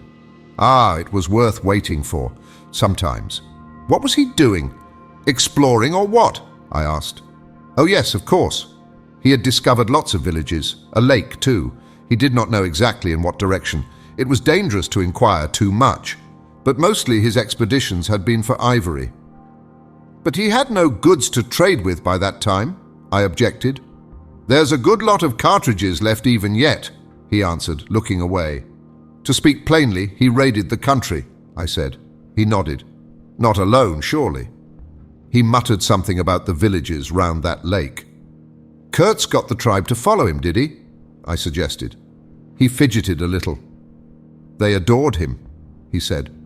The tone of these words was so extraordinary that I looked at him searchingly. It was curious to see his mingled eagerness and reluctance to speak of Kurtz. The man filled his life, occupied his thoughts, swayed his emotions. What can you expect? He burst out. He came to them with thunder and lightning, you know, and they had never seen anything like it, and very terrible. He could be very terrible. You can't judge Mr. Kurtz as you would an ordinary man. No, no, no. Now, just to give you an idea, I don't mind telling you he wanted to shoot me too one day, but I don't judge him. Shoot you, I cried. What for? Well, I had a small lot of ivory the chief of that village near my house gave me. You see, I used to shoot game for them. Well, he wanted it and wouldn't hear reason. He declared he would shoot me unless I gave him the ivory and then cleared out of the country, because he could do so and had a fancy for it. And there was nothing on earth to prevent him killing whom he jolly well pleased. And it was true, too. I gave him the ivory. What did I care? But I didn't clear out. No. I couldn't leave him. I had to be careful, of course, till we got friendly again for a time. He had his second illness then. Afterwards, I had to keep out of the way, but I didn't mind. He was living for the most part in those villages on the lake. When he came down to the river, sometimes he would take to me, and sometimes it was better for me to be careful. This man suffered too much. He hated all this, and somehow he couldn't get away. When I had a chance, I begged him to try and leave while there was time. I offered to go back with him, and he would say yes, and then he would remain, go off on another ivory hunt, disappear for weeks, forget himself amongst these people, forget himself, you know. Why, he's mad, I said. He protested indignantly. Mr. Kurtz couldn't be mad. If I had heard him talk only 2 days ago, I wouldn't dare hint at such a thing. I'd taken up my binoculars while we talked and was looking at the shore, sweeping the limit of the forest at each side and at the back of the house. The consciousness of there being people in that bush, so silent, so quiet, as silent and quiet as the ruined house on the hill, made me uneasy. There was no sign on the face of nature of this amazing tale that was not so much told as suggested to me in desolate exclamations, completed by shrugs, in interrupted phrases, in hints ending in deep sighs. The woods were unmoved, like a mask, heavy like the closed door of a prison. They looked with their air of hidden knowledge, of patient expectation, of unapproachable silence. The Russian was explaining to me that it was only lately that Mr. Kurtz had come down to the river, bringing along with him all the fighting men of that lake tribe. He had been absent for several months, getting himself adored, I suppose, and had come down unexpectedly with the intention to all appearance of making a raid either across the river or downstream. Evidently, the appetite for more ivory had got the better of the, less material aspirations. However, he had got much worse suddenly. I heard he was lying helpless, and so I came up, took my chance, said the Russian. Oh, he is bad, very bad. I directed my glass to the house. There were no signs of life, but there was the ruined roof, the long mud wall peeping above the grass, with 3 little square window holes, no 2 of the same size, all this brought within reach of my hand, as it were. And then I made a brusque movement, and one of the remaining posts of that vanished fence leapt up in the field of my glass. You remember I told you I had been struck at the distance by certain attempts at ornamentation, rather remarkable in the ruinous aspect of the place. Now I had suddenly a nearer view, and its first result was to make me throw my head back as if before a blow. Then I went carefully from post to post with my glass, and I saw my mistake. These round knobs were not ornamental but symbolic. They were expressive and puzzling, striking and disturbing. Food for thought, and also for vultures if there had been any looking down from the sky, but at all events for such ants as were industrious enough to ascend the pole. They would have been even more impressive, those heads on the stakes, if their faces had not been turned to the house. Only one. The first I'd made out was facing my way. I was not so shocked as you may think. The start back I had given was really nothing but a movement of surprise. I had expected to see a knob of wood there, you know. I returned deliberately to the first I had seen, and there it was, black, dried, sunken, with closed eyelids, a head that seemed to sleep at the top of that pole, and with the shrunken, dry lips showing a narrow white line of the teeth, was smiling too, smiling continuously at some endless and jocose dream of that eternal slumber. I'm not disclosing any trade secrets. In fact, the manager said afterwards that Mr. Kurtz's methods had ruined the district. I have no opinion on that point, but I want you clearly to understand that there was nothing exactly profitable in these heads being there. They only showed that Mr. Kurtz lacked restraint in the gratification of his various lusts, that there was something wanting in him, some small matter which, when the pressing need arose, could not be found under his magnificent eloquence. Whether he knew of this deficiency himself, I can't say. I think the knowledge came to him at last, only at the very last. But the wilderness had found him out early and had taken on him a terrible vengeance for the fantastic invasion. I think it had whispered to him things about himself which he did not know, things of which he had no conception till he took counsel with this great solitude. And the whisper had proved irresistibly fascinating. It echoed loudly within him because he was hollow at the core. I put down the glass, and the head that had appeared near enough to be spoken to seemed at once to have leaped away from me into inaccessible distance. The admirer of Mr. Kurtz was a bit crestfallen. In a hurried, indistinct voice, he began to assure me he had not dared to take these, say, symbols down. He was not afraid of the natives. They would not stir till Mr. Kurtz gave the word. His ascendancy was extraordinary. The camps of these people surrounded the place, and the chiefs came every day to see him. They would crawl.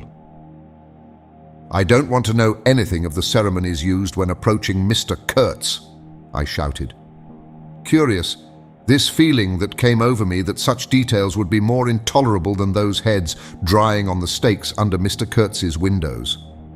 After all, that was only a savage sight, while I seemed at one bound to have been transported into some lightless region of subtle horrors, where pure, uncomplicated savagery was a positive relief, being something that had a right to exist, obviously, in the sunshine. The young man looked at me with surprise. I suppose it did not occur to him that Mr. Kurtz was no idol of mine. He forgot I hadn't heard any of these splendid monologues on, what was it? On love, justice, conduct of life, or whatnot. If it had come to crawling before Mr. Kurtz, he crawled as much as the veriest savage of them all. I had no idea of the conditions, he said. These heads were the heads of rebels. I shocked him excessively by laughing. Rebels! What would be the next definition I was to hear? There had been enemies, criminals, workers, and these were rebels. Those rebellious heads looked very subdued to me on their sticks. "You don't know how such a life tries a man like Kurtz," cried Kurtz's last disciple. "Well, and you?" I said. I am a simple man. I have no great thoughts. I want nothing from anybody. How can you compare me to—" His feelings were too much for speech, and suddenly he broke down. "I don't understand," he groaned. "I've been doing my best to keep him alive, and that's enough. I had no hand in all this. I have no abilities. There hasn't been a drop of medicine or a mouthful of invalid food for months here. He was shamefully abandoned. A man like this with such ideas. Shamefully, shamefully. I haven't slept for the last 10 nights. His voice lost itself in the calm of the evening. The long shadows of the forest had slipped downhill while we talked, had gone far beyond the ruined hovel, beyond the symbolic row of stakes. All this was in the gloom, while we down there were yet in the sunshine, and the stretch of the river abreast of the clearing glittered in a still and dazzling splendor, with a murky and overshadowed bend above and below. Not a living soul was seen on the shore. The bushes did not rustle. Suddenly, round the corner of the house, a group of men appeared, as though they had come up from the ground. They waded waist-deep in the grass, in a compact body, bearing an improvised stretcher in their midst. Instantly, in the emptiness of the landscape, a cry arose, whose shrillness pierced the still air like a sharp arrow flying straight to the very heart of the land, and as if by enchantment, streams of human beings, of naked human beings, with spears in their hands, with bows, with shields, with wild glances and savage movements, were poured into the clearing by the dark-faced and pensive forest. The bushes shook, the grass swayed for a time, and then everything stood still in attentive immobility. "Now, if he does not say the right thing to them, we are all done for," said the Russian at my elbow. The knot of men with the stretcher had stopped too, halfway to the steamer, as if petrified. I saw the man on the stretcher sit up, lank and with an uplifted arm above the shoulders of the bearers. "Let us hope that the man who can talk so well of love in general will find some particular reason to spare us this time," I said. I resented bitterly the absurd danger of our situation, as if to be at the mercy of that atrocious phantom had been a dishonoring necessity. I could not hear a sound, but through my glasses I saw the thin arm extended commandingly, the lower jaw moving, the eyes of that apparition shining darkly far in its bony head that nodded with grotesque jerks. Kurtz, that means short in German, don't it? Well, the name was as true as everything else in his life, and death. He looked at least 7 feet long. His covering had fallen off, and his body emerged from it pitiful and appalling as from a winding sheet. I could see the cage of his ribs all astir, the bones of his arm waving. It was as though an animated image of death carved out of old ivory had been shaking its hand with menaces at a motionless crowd of men made of dark and glittering bronze. I saw him open his mouth wide. It gave him a weirdly voracious aspect, as though he had wanted to swallow all the air, all the earth, all the men before him. A deep voice reached me faintly. He must have been shouting. He fell back suddenly. The stretcher shook as the bearers staggered forward again, and almost at the same time I noticed that the crowd of savages was vanishing without any perceptible movement of retreat, as if the forest that had ejected these beings so suddenly had drawn them in again, as the breath is drawn in a long aspiration. Some of the pilgrims behind the stretcher carried his arms, 2 shotguns, a heavy rifle, and a light revolver carbine, the thunderbolts of that pitiful Jupiter. The manager bent over him, murmuring as he walked beside his head. They laid him down in one of the little cabins, just a room for a bed place and a camp stool or 2, you know. We had brought his belated correspondence, and a lot of torn envelopes and open letters littered his bed. His hand roamed feebly amongst these papers. I was struck by the fire of his eyes and the composed languor of his expression.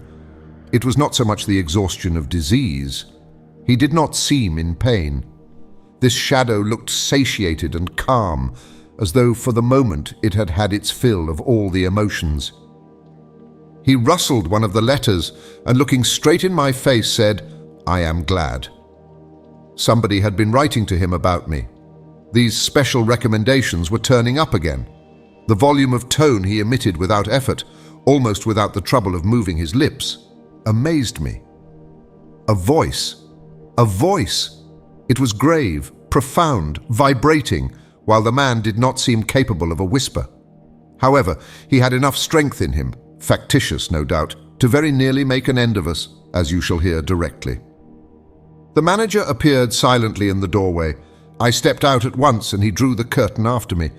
The Russian, eyed curiously by the pilgrims, was staring at the shore. I followed the direction of his glance.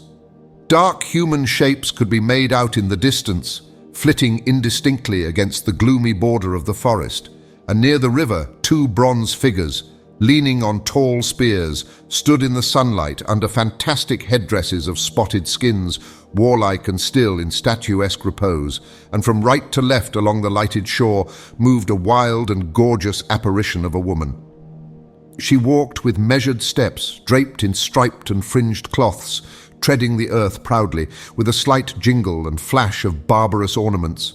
She carried her head high. Her hair was done in the shape of a helmet.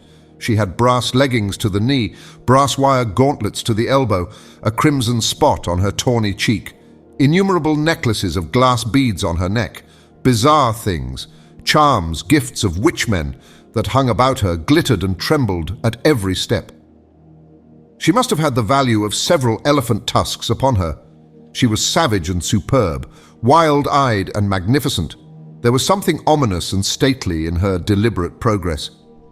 And in the hush that had fallen suddenly upon the whole sorrowful land, the immense wilderness, the colossal body of the fecund and mysterious life seemed to look at her, pensive, as though it had been looking at the image of its own tenebrous and passionate soul. She came abreast of the steamer, stood still, and faced us. Her long shadow fell to the water's edge. Her face had a tragic and fierce aspect of wild sorrow and of dumb pain mingled with the fear of some struggling, half-shaped resolve. She stood looking at us without a stir, and like the wilderness itself, with an air of brooding over an inscrutable purpose. A whole minute passed, and then she made a step forward. There was a low jingle, a glint of yellow metal, a sway of fringed draperies, and she stopped, as if her heart had failed her. The young fellow by my side growled. The pilgrims murmured at my back. She looked at us all as if her life had depended upon the unswerving steadiness of her glance. Suddenly, she opened her bared arms and threw them up rigid above her head, as though in an uncontrollable desire to touch the sky, and at the same time, the swift shadows darted out on the earth, swept around on the river, gathering the steamer into a shadowy embrace. A formidable silence hung over the scene. She turned away slowly, walked on, following the bank, and passed into the bushes to the left. Once only her eyes gleamed back at us in the dusk of the thickets before she disappeared. "If she had offered to come aboard, I really think I would have tried to shoot her," said the man of patches, nervously. "I have been risking my life every day for the last fortnight to keep her out of the house. She got in one day and kicked up a row about those miserable rags I picked up in the storeroom to mend my clothes with. I wasn't decent. At least it must have been that, for she talked like a fury to Kurtz for an hour, pointing at me now and then. I don't understand the dialect of this tribe. Luckily for me, I fancy Kurtz felt too ill that day to care, or there would have been mischief. I don't understand. No, it's too much for me. Ah, well, it's all over now." At this moment, I heard Kurtz's deep voice behind the curtain. "Save me! Save the ivory, you mean. Don't tell me. Save me. Why, I've had to save you. You are interrupting my plans now. Sick! Sick! Not so sick as you would like to believe. Never mind. I'll carry my ideas out yet. I will return. I'll show you what can be done. You, with your little peddling notions, you are interfering with me. I will return. The manager came out. He did me the honor to take me under the arm and lead me aside. He is very low, he said. He considered it necessary to sigh, but neglected to be consistently sorrowful. "We have done all we could for him, haven't we? But there is no disguising the fact. Mr. Kurtz has done more harm than good to the company. He did not see the time was not ripe for vigorous action. Cautiously, cautiously. That's my principle. We must be cautious yet. The district is closed to us for a time. Deplorable. Upon the whole, the trade will suffer. I don't deny there is a remarkable quantity of ivory, mostly fossil. We must save it at all events. But look how precarious the position is, and why? Because the method is unsound." "Do you," said I, looking at the shore, "call it unsound method?" "Without doubt," he exclaimed hotly. "Don't you?"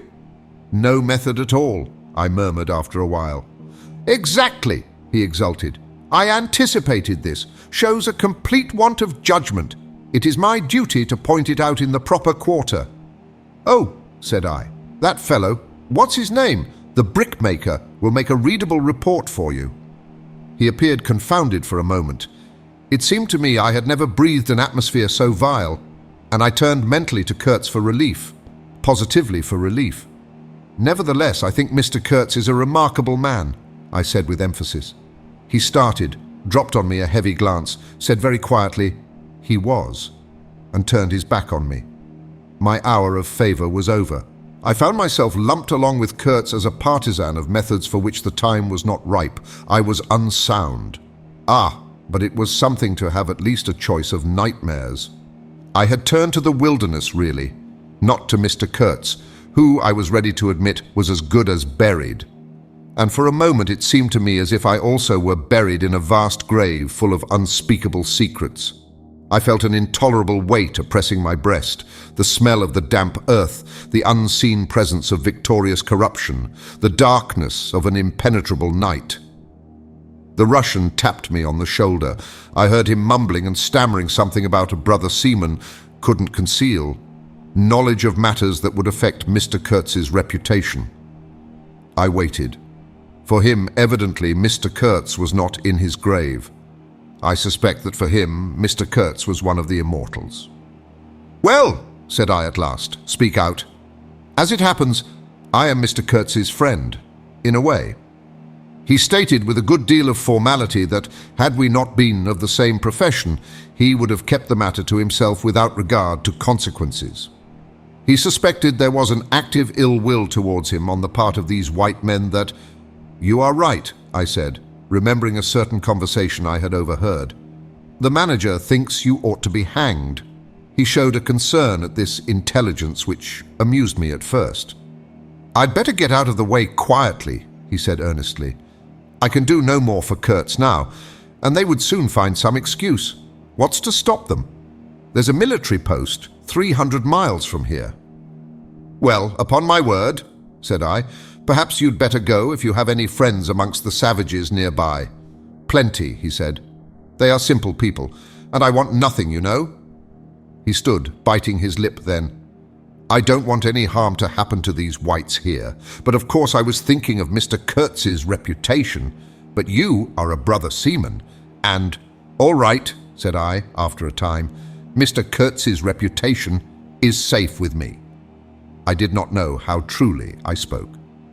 He informed me, lowering his voice, that it was Kurtz who had ordered the attack to be made on the steamer. He hated sometimes the idea of being taken away, and then again— But I don't understand these matters. I am a simple man. He thought it would scare you away, that you would give it up, thinking him dead. I could not stop him. Oh, I had an awful time of it this last month." "Very well," I said.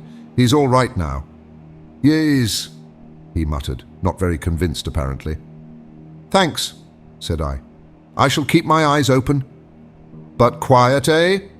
he urged anxiously. "It would be awful for his reputation if anybody here—" I promised a complete discretion with great gravity. "I have a canoe and 3 black fellows waiting not very far. I am off. Could you give me a few Martini Henry cartridges?" I could and did, with proper secrecy. He helped himself, with a wink at me, to a handful of my tobacco. Between sailors, you know, good English tobacco. At the door of the pilot house, he turned round. "I say, haven't you a pair of shoes you could spare?" He raised one leg. "Look." The soles were tied with knotted strings sandal-wise under his bare feet. I rooted out an old pair, at which he looked with admiration before tucking it under his left arm. One of his pockets, bright red, was bulging with cartridges. From the other, dark blue, peeped Towson's Inquiry, etc., etc. He seemed to think himself excellently well equipped for a renewed encounter with the wilderness. "Ah, I'll never meet such a man again. You ought to have heard him recite poetry. His own too, it was, he told me. Poetry!" He rolled his eyes at the recollection of these delights. "Oh, he enlarged my mind." "Goodbye," said I. He shook hands and vanished in the night. Sometimes I ask myself whether I had ever really seen him, whether it was possible to meet such a phenomenon.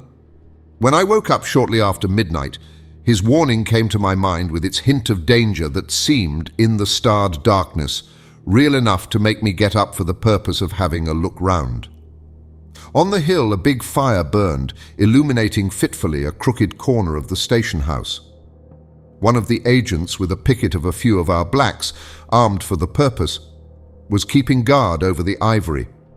But deep within the forest, red gleams that wavered, that seemed to sink and rise from the ground amongst confused columnar shapes of intense blackness, showed the exact position of the camp where Mr. Kurtz's adorers were keeping their uneasy vigil. The monotonous beating of a big drum filled the air with muffled shocks and a lingering vibration. A steady droning sound of many men chanting each to himself some weird incantation came out from the black, flat wall of the woods as the humming of bees comes out of a hive, and had a strange, narcotic effect upon my half-awake senses.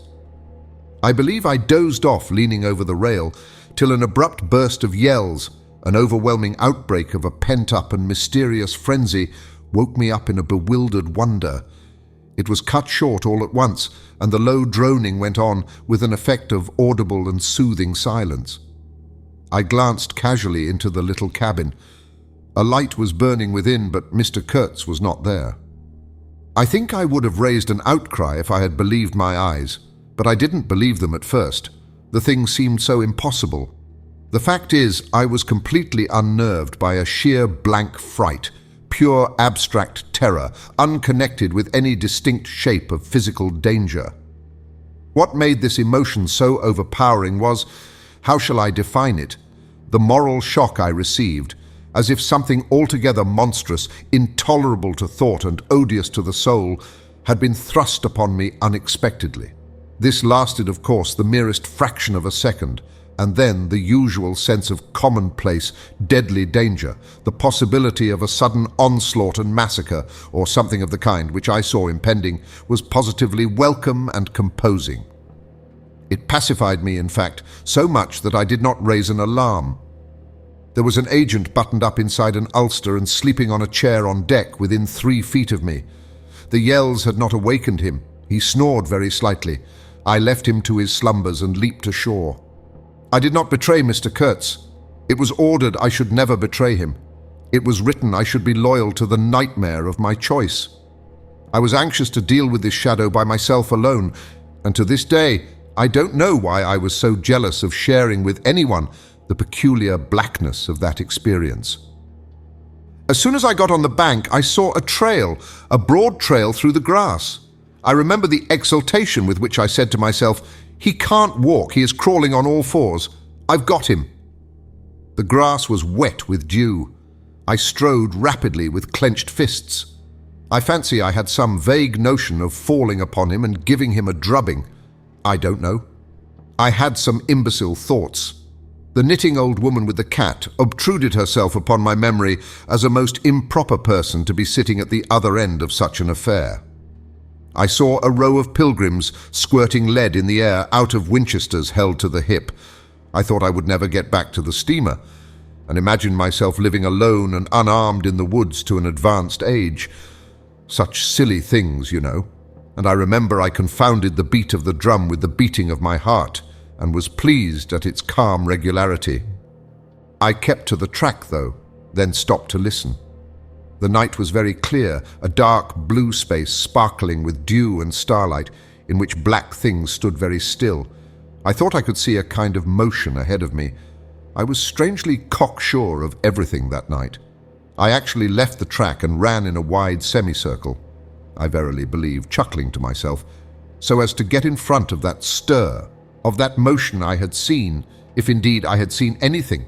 I was circumventing Kurtz as though it had been a boyish game. I came upon him, and if he had not heard me coming, I would have fallen over him too. But he got up in time. He rose, unsteady, long, pale, indistinct, like a vapor exhaled by the earth, and swayed slightly, misty and silent before me. While at my back the fires loomed between the trees, and the murmur of many voices issued from the forest. I had cut him off cleverly, but when actually confronting him, I seemed to come to my senses. I saw the danger in its right proportion. It was by no means over yet. Suppose he began to shout. Though he could hardly stand, there was still plenty of vigor in his voice. "Go away.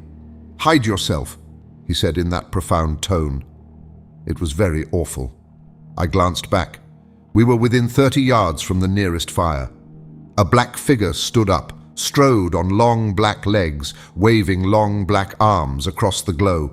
It had horns, antelope horns, I think, on its head.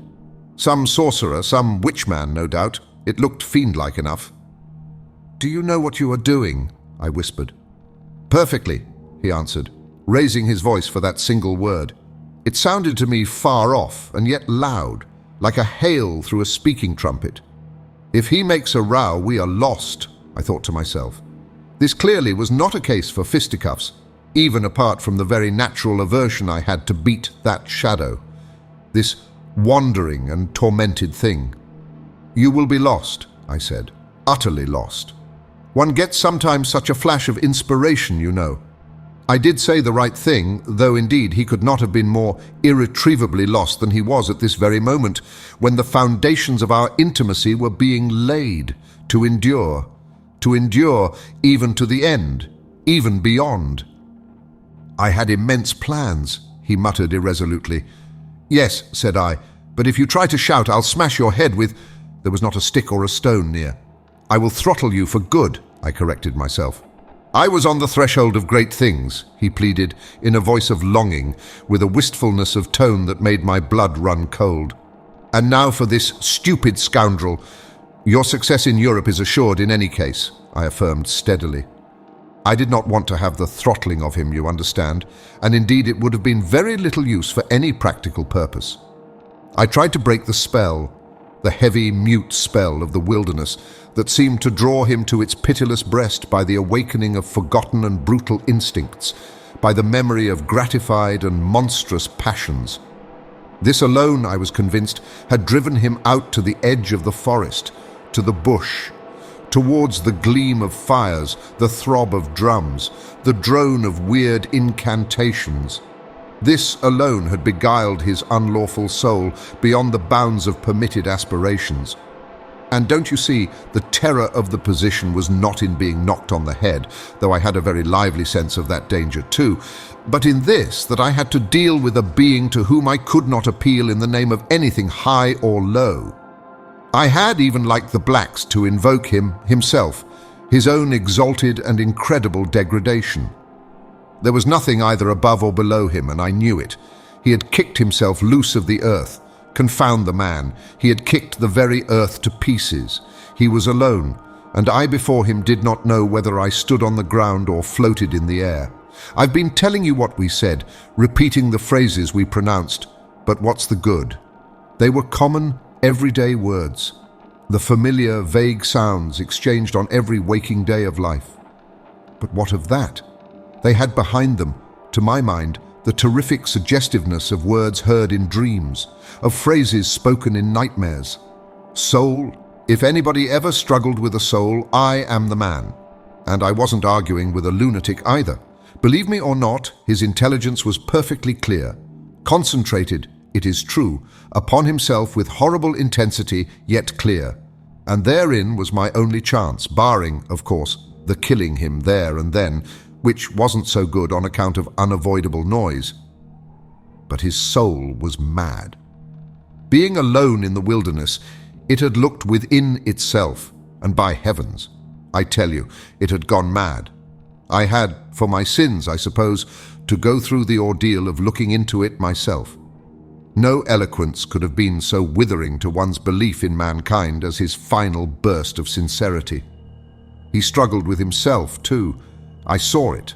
I heard it. I saw the inconceivable mystery of a soul that knew no restraint, no faith, and no fear, yet struggling blindly with itself. I kept my head pretty well, but when I had him at last stretched on the couch, I wiped my forehead, while my legs shook under me as though I had carried 1/2 ton on my back down that hill. And yet I had only supported him, his bony arm clasped round my neck, and he was not much heavier than a child. When next day we left at noon, The crowd, of whose presence behind the curtain of trees I had been acutely conscious all the time, flowed out of the woods again, filled the clearing, covered the slope with a mass of naked, breathing, quivering bronze bodies. I steamed up a bit, then swung downstream, and 2,000 eyes followed the evolutions of the splashing, thumping, fierce river demon, beating the water with its terrible tail and breathing black smoke into the air. In front of the first rank, along the river, 3 men plastered with bright red earth from head to foot strutted to and fro restlessly. When we came abreast again, they faced the river, stamped their feet, nodded their horned heads, swayed their scarlet bodies. They shook towards the fierce river demon a bunch of black feathers, a mangy skin with a pendant tail, something that looked a dried gourd. They shouted periodically together strings of amazing words that resembled no sounds of human language, and the deep murmurs of the crowd, interrupted suddenly, were like the responses of some satanic litany. We had carried Kurtz into the pilot house. There was more air there. Lying on the couch, he stared through the open shutter. There was an eddy in the mass of human bodies, and the woman with helmeted head and tawny cheeks rushed out to the very brink of the stream. She put out her hands, shouted something, and all that wild mob took up the shout in a roaring chorus of articulated, rapid, breathless utterance. "Do you understand this?" I asked. He kept on looking out past me with fiery, longing eyes, with a mingled expression of wistfulness and hate. He made no answer, but I saw a smile of indefinable meaning, appear on his colourless lips that a moment after twitched convulsively. "Do I not?" he said slowly, gasping, as if the words had been torn out of him by a supernatural power. "I pulled the string of the whistle, and I did this because I saw the pilgrims on deck getting out their rifles with an air of anticipating a jolly lark. At the sudden screech, there was a movement of abject terror through that wedged mass of bodies. Don't you frighten them away!" cried someone on deck disconsolately. I pulled the string time after time. They broke and ran, they leaped, they crouched, they swerved, they dodged the flying terror of the sound. The 3 red chaps had fallen flat, face down on the shore, as though they had been shot dead. Only the barbarous and superb woman did not so much as flinch, and stretched tragically her bare arms after us over the sombre and glittering river. And then that imbecile crowd down on the deck started their little fun, and I could see nothing more for smoke. The brown current ran swiftly out of the heart of darkness, bearing us down towards the sea with twice the speed of our upward progress. And Kurtz's life was running swiftly too, ebbing out of his heart into the sea of inexorable time. The manager was very placid. He had no vital anxieties now. He took us both in with a comprehensive and satisfied glance. The affair had come off as well as could be wished. I saw the time approaching when I would be left alone of the party of unsound method. The pilgrims looked upon me with disfavour. I was, so to speak, numbered with the dead. It is strange how I accepted this unforeseen partnership, this choice of nightmares forced upon me in the tenebrous land invaded by these mean and greedy phantoms. Kurtz discoursed. A voice! A voice! It rang deep to the very last. It survived his strength to hide in the magnificent folds of eloquence the barren darkness of his heart. Oh, he struggled. The wastes of his weary brain were haunted by shadowy images now, images of wealth and fame revolving obsequiously round his unextinguishable gift of noble and lofty expression. My intended, my station, my career, my ideas, these were the subjects for the occasional utterances of elevated sentiments. The shade of the original Kurtz frequented the bedside of the hollow sham, whose fate it was to be buried presently in the mould of primeval earth. But both the diabolic love and the unearthly hate of the mysteries it had penetrated fought for the possession of that soul satiated with primitive emotions, avid of lying fame, of sham distinction, of all the appearances of success and power. Sometimes he was contemptibly childish. He desired to have kings meet him at railway stations on his return from some ghastly nowhere, where he intended to accomplish great things. You show them you have in you something that is really profitable, and then there will be no limits to the recognition of your ability, he would say. Of course, you must take care of the motives, right motives always. The long reaches that were like one and the same reach, monotonous bends that were exactly alike, slipped past the steamer with their multitude of secular trees, looking patiently after this grimy fragment of another world, the forerunner of change, of conquest, of trade, of massacres, of blessings. I looked ahead, piloting. "Close the shutter," said Kurtz suddenly one day. "I can't bear to look at this." I did so. There was a silence.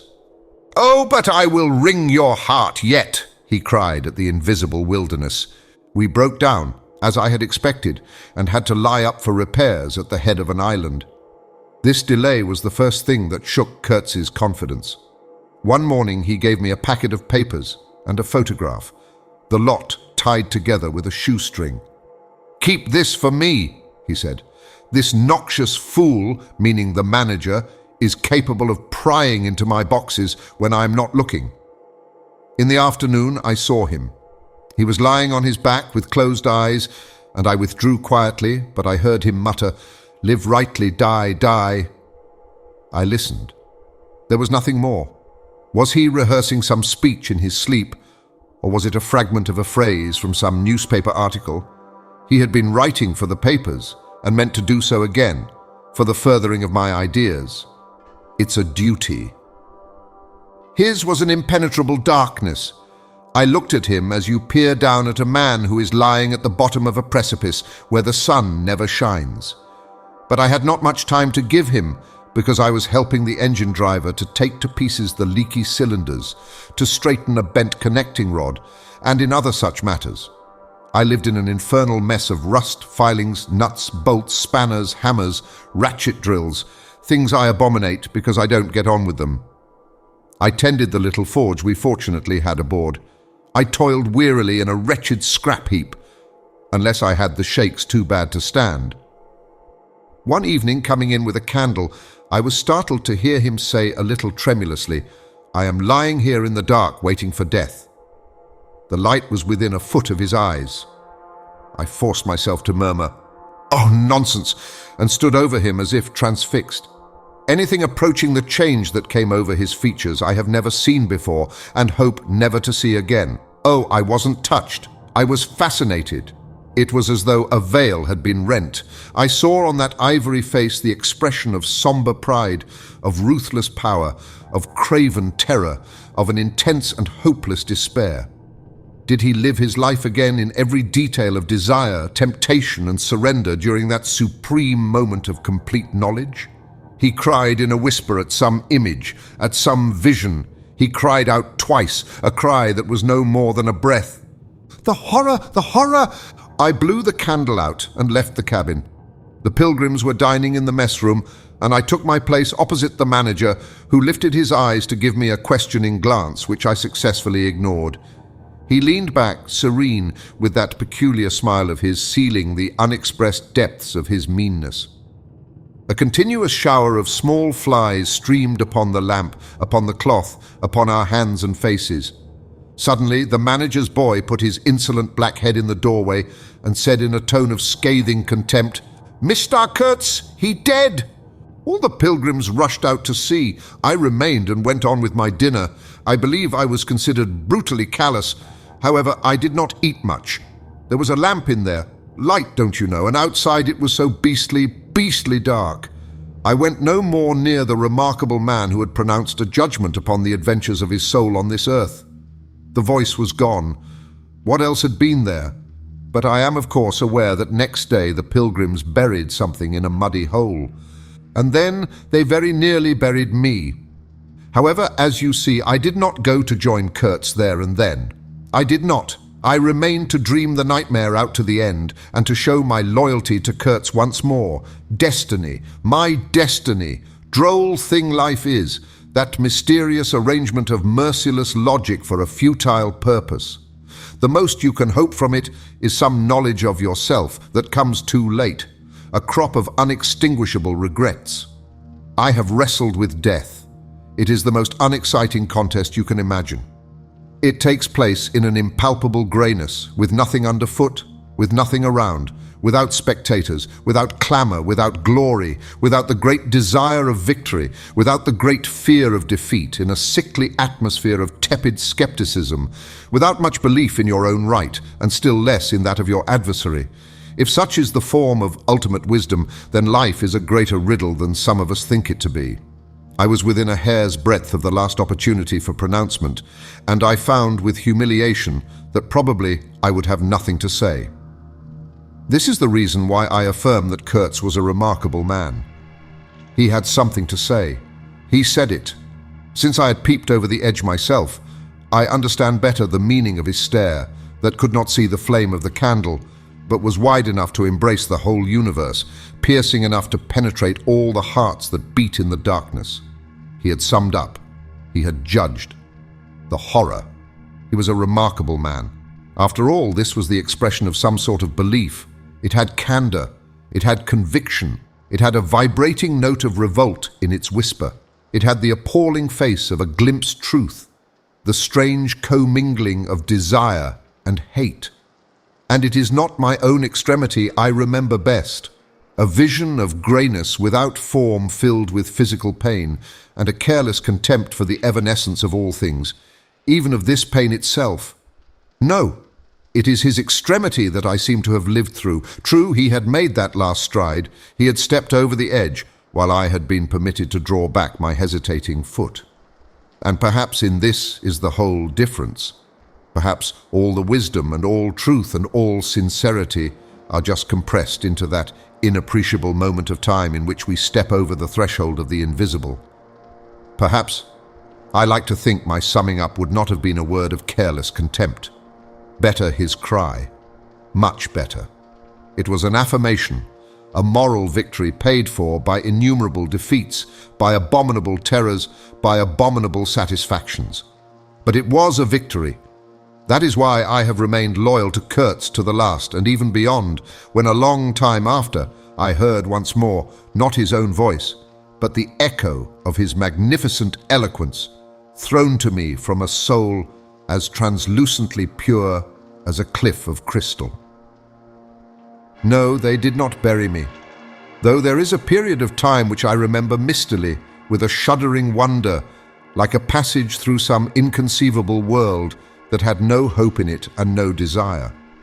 I found myself back in the sepulchral city, resenting the sight of people hurrying through the streets to filch a little money from each other, to devour their infamous cookery, to gulp their unwholesome beer, to dream their insignificant and silly dreams.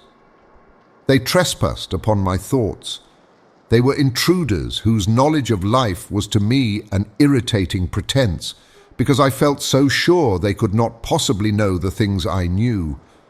Their bearing, which was simply the bearing of commonplace individuals going about their business in the assurance of perfect safety, was offensive to me, like the outrageous flauntings of folly in the face of a danger it is unable to comprehend. I had no particular desire to enlighten them, but I had some difficulty in restraining myself from laughing in their faces so full of stupid importance. I dare say I was not very well at that time. I tottered about the streets, there were various affairs to settle, grinning bitterly at perfectly respectable persons. I admit my behavior was inexcusable, but then my temperature was seldom normal in these days. My dear aunt's endeavours to nurse up my strength seemed altogether beside the mark. It was not my strength that wanted nursing, it was my imagination that wanted soothing. I kept the bundle of papers given me by Kurtz, not knowing exactly what to do with it. His mother had died lately, watched over, as I was told, by his intended. A clean-shaved man with an official manner and wearing gold-rimmed spectacles called on me one day and made inquiries, at first circuitous, afterwards suavely pressing, about what he was pleased to denominate certain documents. I was not surprised, because I had had 2 rows with the manager on the subject out there. I had refused to give up the smallest scrap out of that package, and I took the same attitude with the spectacled man. He became darkly menacing at last, and with much heat argued that the company had the right to every bit of information about its territories. And said he, Mr. Kurtz's knowledge of unexplored regions must have been necessarily extensive and peculiar, owing to his great abilities and to the deplorable circumstances in which he had been placed. Therefore, I assured him Mr. Kurtz's knowledge, however extensive, did not bear upon the problems of commerce or administration. He invoked then the name of science. It would be an incalculable loss if, etc., etc. I offered him the report on the suppression of savage customs, with the postscriptum torn off. He took it up eagerly, but ended by sniffing at it with an air of contempt. This is not what we had a right to expect, he remarked. Expect nothing else, I said. There are only private letters. He withdrew upon some threat of legal proceedings, and I saw him no more. But another fellow, calling himself Kurtz's cousin, appeared 2 days later and was anxious to hear all the details about his dear relative's last moments.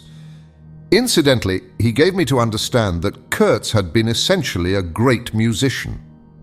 There was the making of an immense success, said the man, who was an organist, I believe, with lank grey hair flowing over a greasy coat collar. I had no reason to doubt his statement, and to this day I am unable to say what was Kurtz's profession, whether he ever had any, which was the greatest of his talents. I had taken him for a painter who wrote for the papers, or else for a journalist who could paint, but even the cousin, who took snuff during the interview, could not tell me what he had been exactly. He was a universal genius. On that point, I agreed with the old chap, who thereupon blew his nose noisily into a large cotton handkerchief and withdrew in senile agitation, bearing off some family letters and memoranda without importance. Ultimately, a journalist anxious to know something of the fate of his dear colleague turned up. This visitor informed me Kurtz's proper sphere ought to have been politics on the popular side. He had furry, straight eyebrows, bristly hair cropped short, an eyeglass on a broad ribbon, and, becoming expansive, confessed his opinion that Kurtz really couldn't write a bit. But heavens! How that man could talk! He electrified large meetings. He had faith, don't you see? He had the faith. He could get himself to believe anything. Anything. He would have been a splendid leader of an extreme party. What party? I asked. Any party, answered the other. He was an extremist. Did I not think so? I assented. Did I know, he asked with a sudden flash of curiosity, what it was that had induced him to go out there? Yes, said I, and forthwith handed him the famous report for publication, if he thought fit. He glanced through it hurriedly, mumbling all the time, judged it would do, and took himself off with this plunder. Thus I was left at last with a slim packet of letters and the girl's portrait. She struck me as beautiful. I mean, she had a beautiful expression. I know that the sunlight can be made to lie too, yet one felt that no manipulation of light and pose could have conveyed the delicate shade of truthfulness upon those features. She seemed ready to listen without mental reservation, without suspicion, without a thought for herself. I concluded I would go and give her back her portrait and those letters myself. Curiosity? Yes. And also some other feeling, perhaps. All that had been Kurtz's had passed out of my hands, his soul, his body, his station, his plans, his ivory, his career. There remained only his memory and his intended, and I wanted to give that up too, to the past in a way, to surrender personally all that remained of him with me to that oblivion which is the last word of our common fate. I don't defend myself. I had no clear perception of what it was I really wanted. Perhaps it was an impulse of unconscious loyalty, or the fulfillment of one of those ironic necessities that lurk in the facts of human existence. I don't know. I can't tell, but I went. I thought his memory was like the other memories of the dead that accumulate in every man's life, a vague impress on the brain of shadows that had fallen on it in their swift and final passage. But before the high and ponderous door, between the tall houses of a street as still and decorous as a well-kept alley in a cemetery, I had a vision of him on the stretcher, opening his mouth voraciously, as if to devour all the earth with all its mankind. He lived then before me. He lived as much as he had ever lived, a shadow insatiable of splendid appearances, of frightful realities, a shadow darker than the shadow of the night, and draped nobly in the folds of a gorgeous eloquence. The vision seemed to enter the house with me. The stretcher, the phantom bearers, the wild crowd of obedient worshippers, the gloom of the forests, the glitter of the reach between the murky bends, the beat of the drum, regular and muffled like the beating of a heart, the heart of a conquering darkness. It was a moment of triumph for the wilderness, an invading and vengeful rush which, it seemed to me, I would have to keep back alone for the salvation of another soul. And the memory of what I had heard him say afar there, with the horned shapes stirring at my back, in the glow of fires, within the patient woods, those broken phrases came back to me, were heard again in their ominous and terrifying simplicity.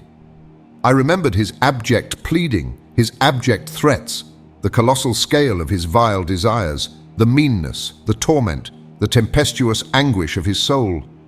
And later on I seemed to see his collected languid manner when he said one day, "This lot of ivory now is really mine. The company did not pay for it. I collected it myself at a very great personal risk.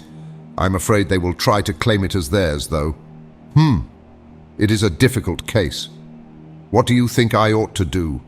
Resist, eh? I want no more than justice." He wanted no more than justice. No more than justice. I rang the bell before a mahogany door on the first floor, and while I waited, he seemed to stare at me out of the glassy panel. Stare with that wide and immense stare, embracing, condemning, loathing all the universe. I seemed to hear the whispered cry, "The horror, the horror." The dusk was falling. I had to wait in a lofty drawing room with 3 long windows from floor to ceiling that were like 3 luminous and bed-draped columns. The bent gilt legs and backs of the furniture shone in indistinct curves. The tall marble fireplace had a cold and monumental whiteness. A grand piano stood massively in a corner, with dark gleams on the flat surfaces like a somber and polished sarcophagus. A high door opened, closed. I rose. She came forward, all in black with a pale head, floating towards me in the dusk. She was in mourning. It was more than a year since his death, more than a year since the news came. She seemed as though she would remember and mourn forever.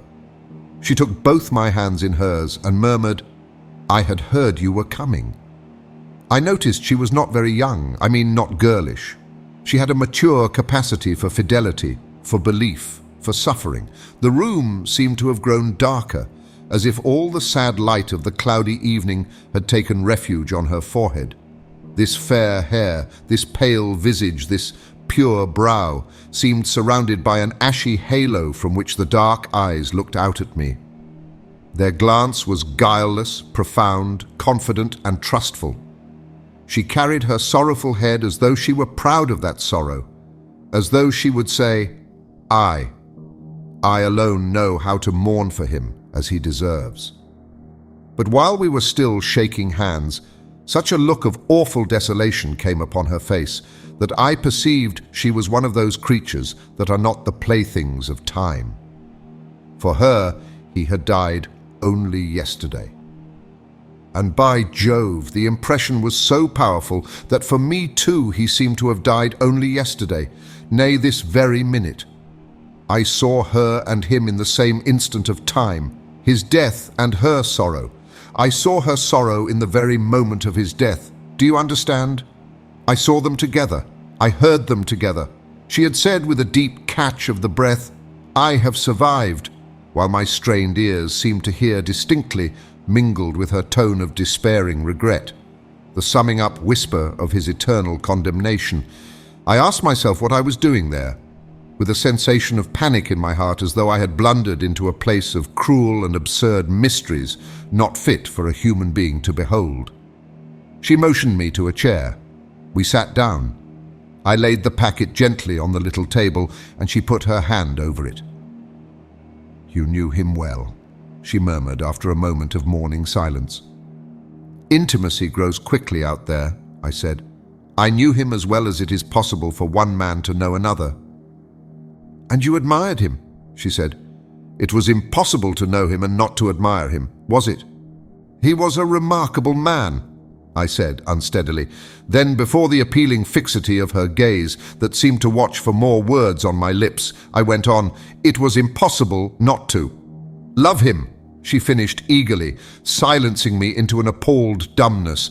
"How true, how true! But when you think that no one knew him so well as I had all his noble confidence. I knew him best." "You knew him best," I repeated. And perhaps she did. But with every word spoken, the room was growing darker, and only her forehead, smooth and white, remained illumined by the inextinguishable light of belief and love. "You were his friend," she went on. "His friend," she repeated a little louder. "You must have been, if he had given you this and sent you to me. I feel I can speak to you, and oh, I must speak. I want you who have heard his last words, to know I have been worthy of him. It is not pride.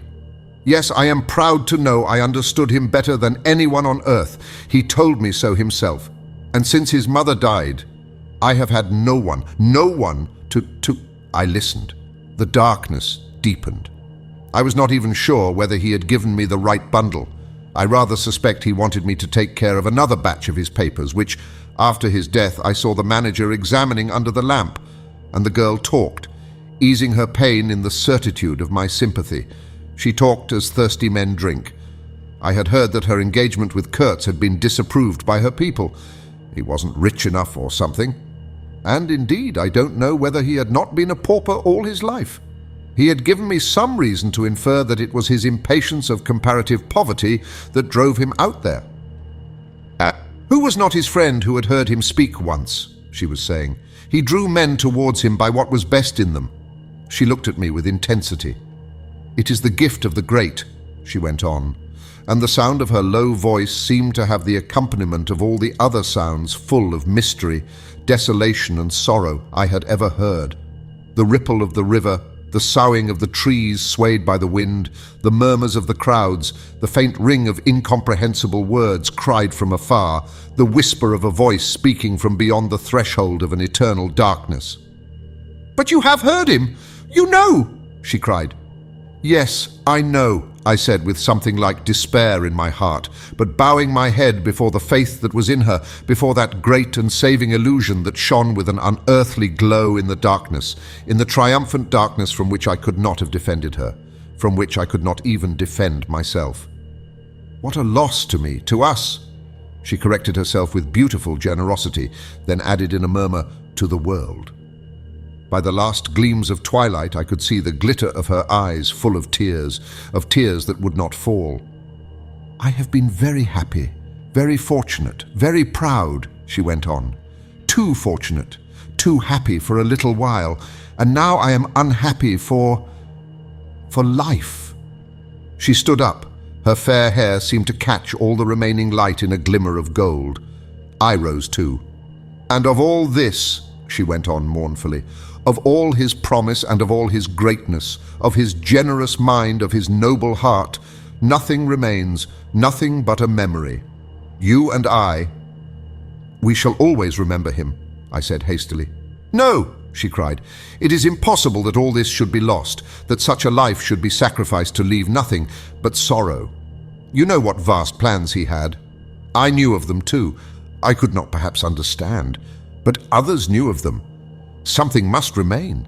His words, at least, have not died." "His words will remain," I said. "And his example," she whispered to herself. "Men looked up to him. His goodness shone in every act. His example—" "True," I said. "His example, too. Yes, his example. I forgot that. But I cannot believe, not yet. I cannot believe that I shall never see him again, that nobody will see him again. Never, never, never." She put out her arms as if after a retreating figure, stretching them back and with clasped pale hands across the fading and narrow sheen of the window. "Never see him. I saw him clearly enough then. I shall see this eloquent phantom as long as I live, and I shall see her too, a tragic and familiar shade, resembling in this gesture another one, tragic also, and bedecked with powerless charms, stretching bare brown arms over the glitter of the infernal stream, the stream of darkness. She said suddenly, very low, "He died as he lived." "His end," said I, with dull anger stirring in me, "was in every way worthy of his life." "And I was not with him," she murmured. My anger subsided before a feeling of infinite pity. "Everything that could be done," I mumbled. "Ah, but I believed in him more than anyone on earth, more than his own mother, more than himself. He needed me. I would have treasured every sigh, every word, every sign, every glance." I felt like a chill grip on my chest. "Don't," I said in a muffled voice. "Forgive me, I have mourned so long in silence. In silence. You were with him. To the last. I think of his loneliness. Nobody near to understand him as I would have understood. Perhaps no one to hear." "To the very end," I said shakily. "I heard his very last words." I stopped in a fright. "Repeat them," she murmured in a heartbroken tone. I want something to live with." I was on the point of crying at her. "Don't you hear them?" The dusk was repeating them in a persistent whisper all around us, in a whisper that seemed to swell menacingly like the first whisper of a rising wind. The horror, the horror! "His last word, to live with," she insisted. "Don't you understand? I loved him. I loved him. I loved him." I pulled myself together and spoke slowly. The last word he pronounced was, "Your name." I heard a light sigh, and then my heart stood still, stopped dead short by an exulting and terrible cry, by the cry of inconceivable triumph and of unspeakable pain. I knew it! I was sure!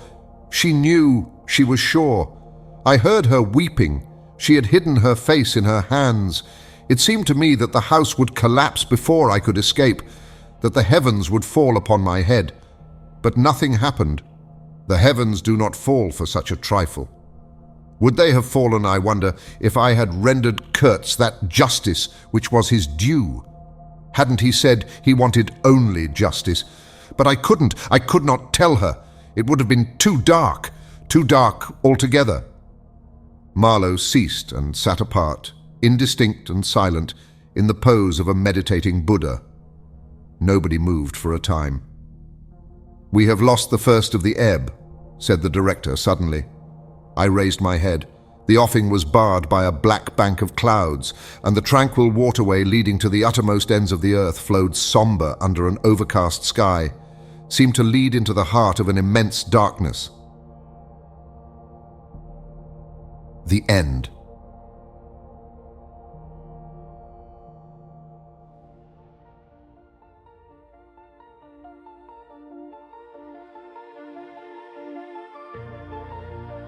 Thank you for listening to Heart of Darkness by Joseph Conrad. We hope you enjoyed this journey into classic adventure fiction. If you'd like to explore more timeless stories, be sure to visit our channel, where you'll find a wide selection of audiobooks ranging from science fiction to adventure, non-fiction, documentary, and more. If you enjoyed this audiobook, don't forget to like the video, subscribe to the channel, and leave a comment letting us know which stories you'd like to hear next. Your engagement helps us continue to bring classic literature to life for listeners like you. Visit our channel page to discover more great audiobooks that may pique your interest. Thank you again for listening, and we look forward to having you with us on our next adventure.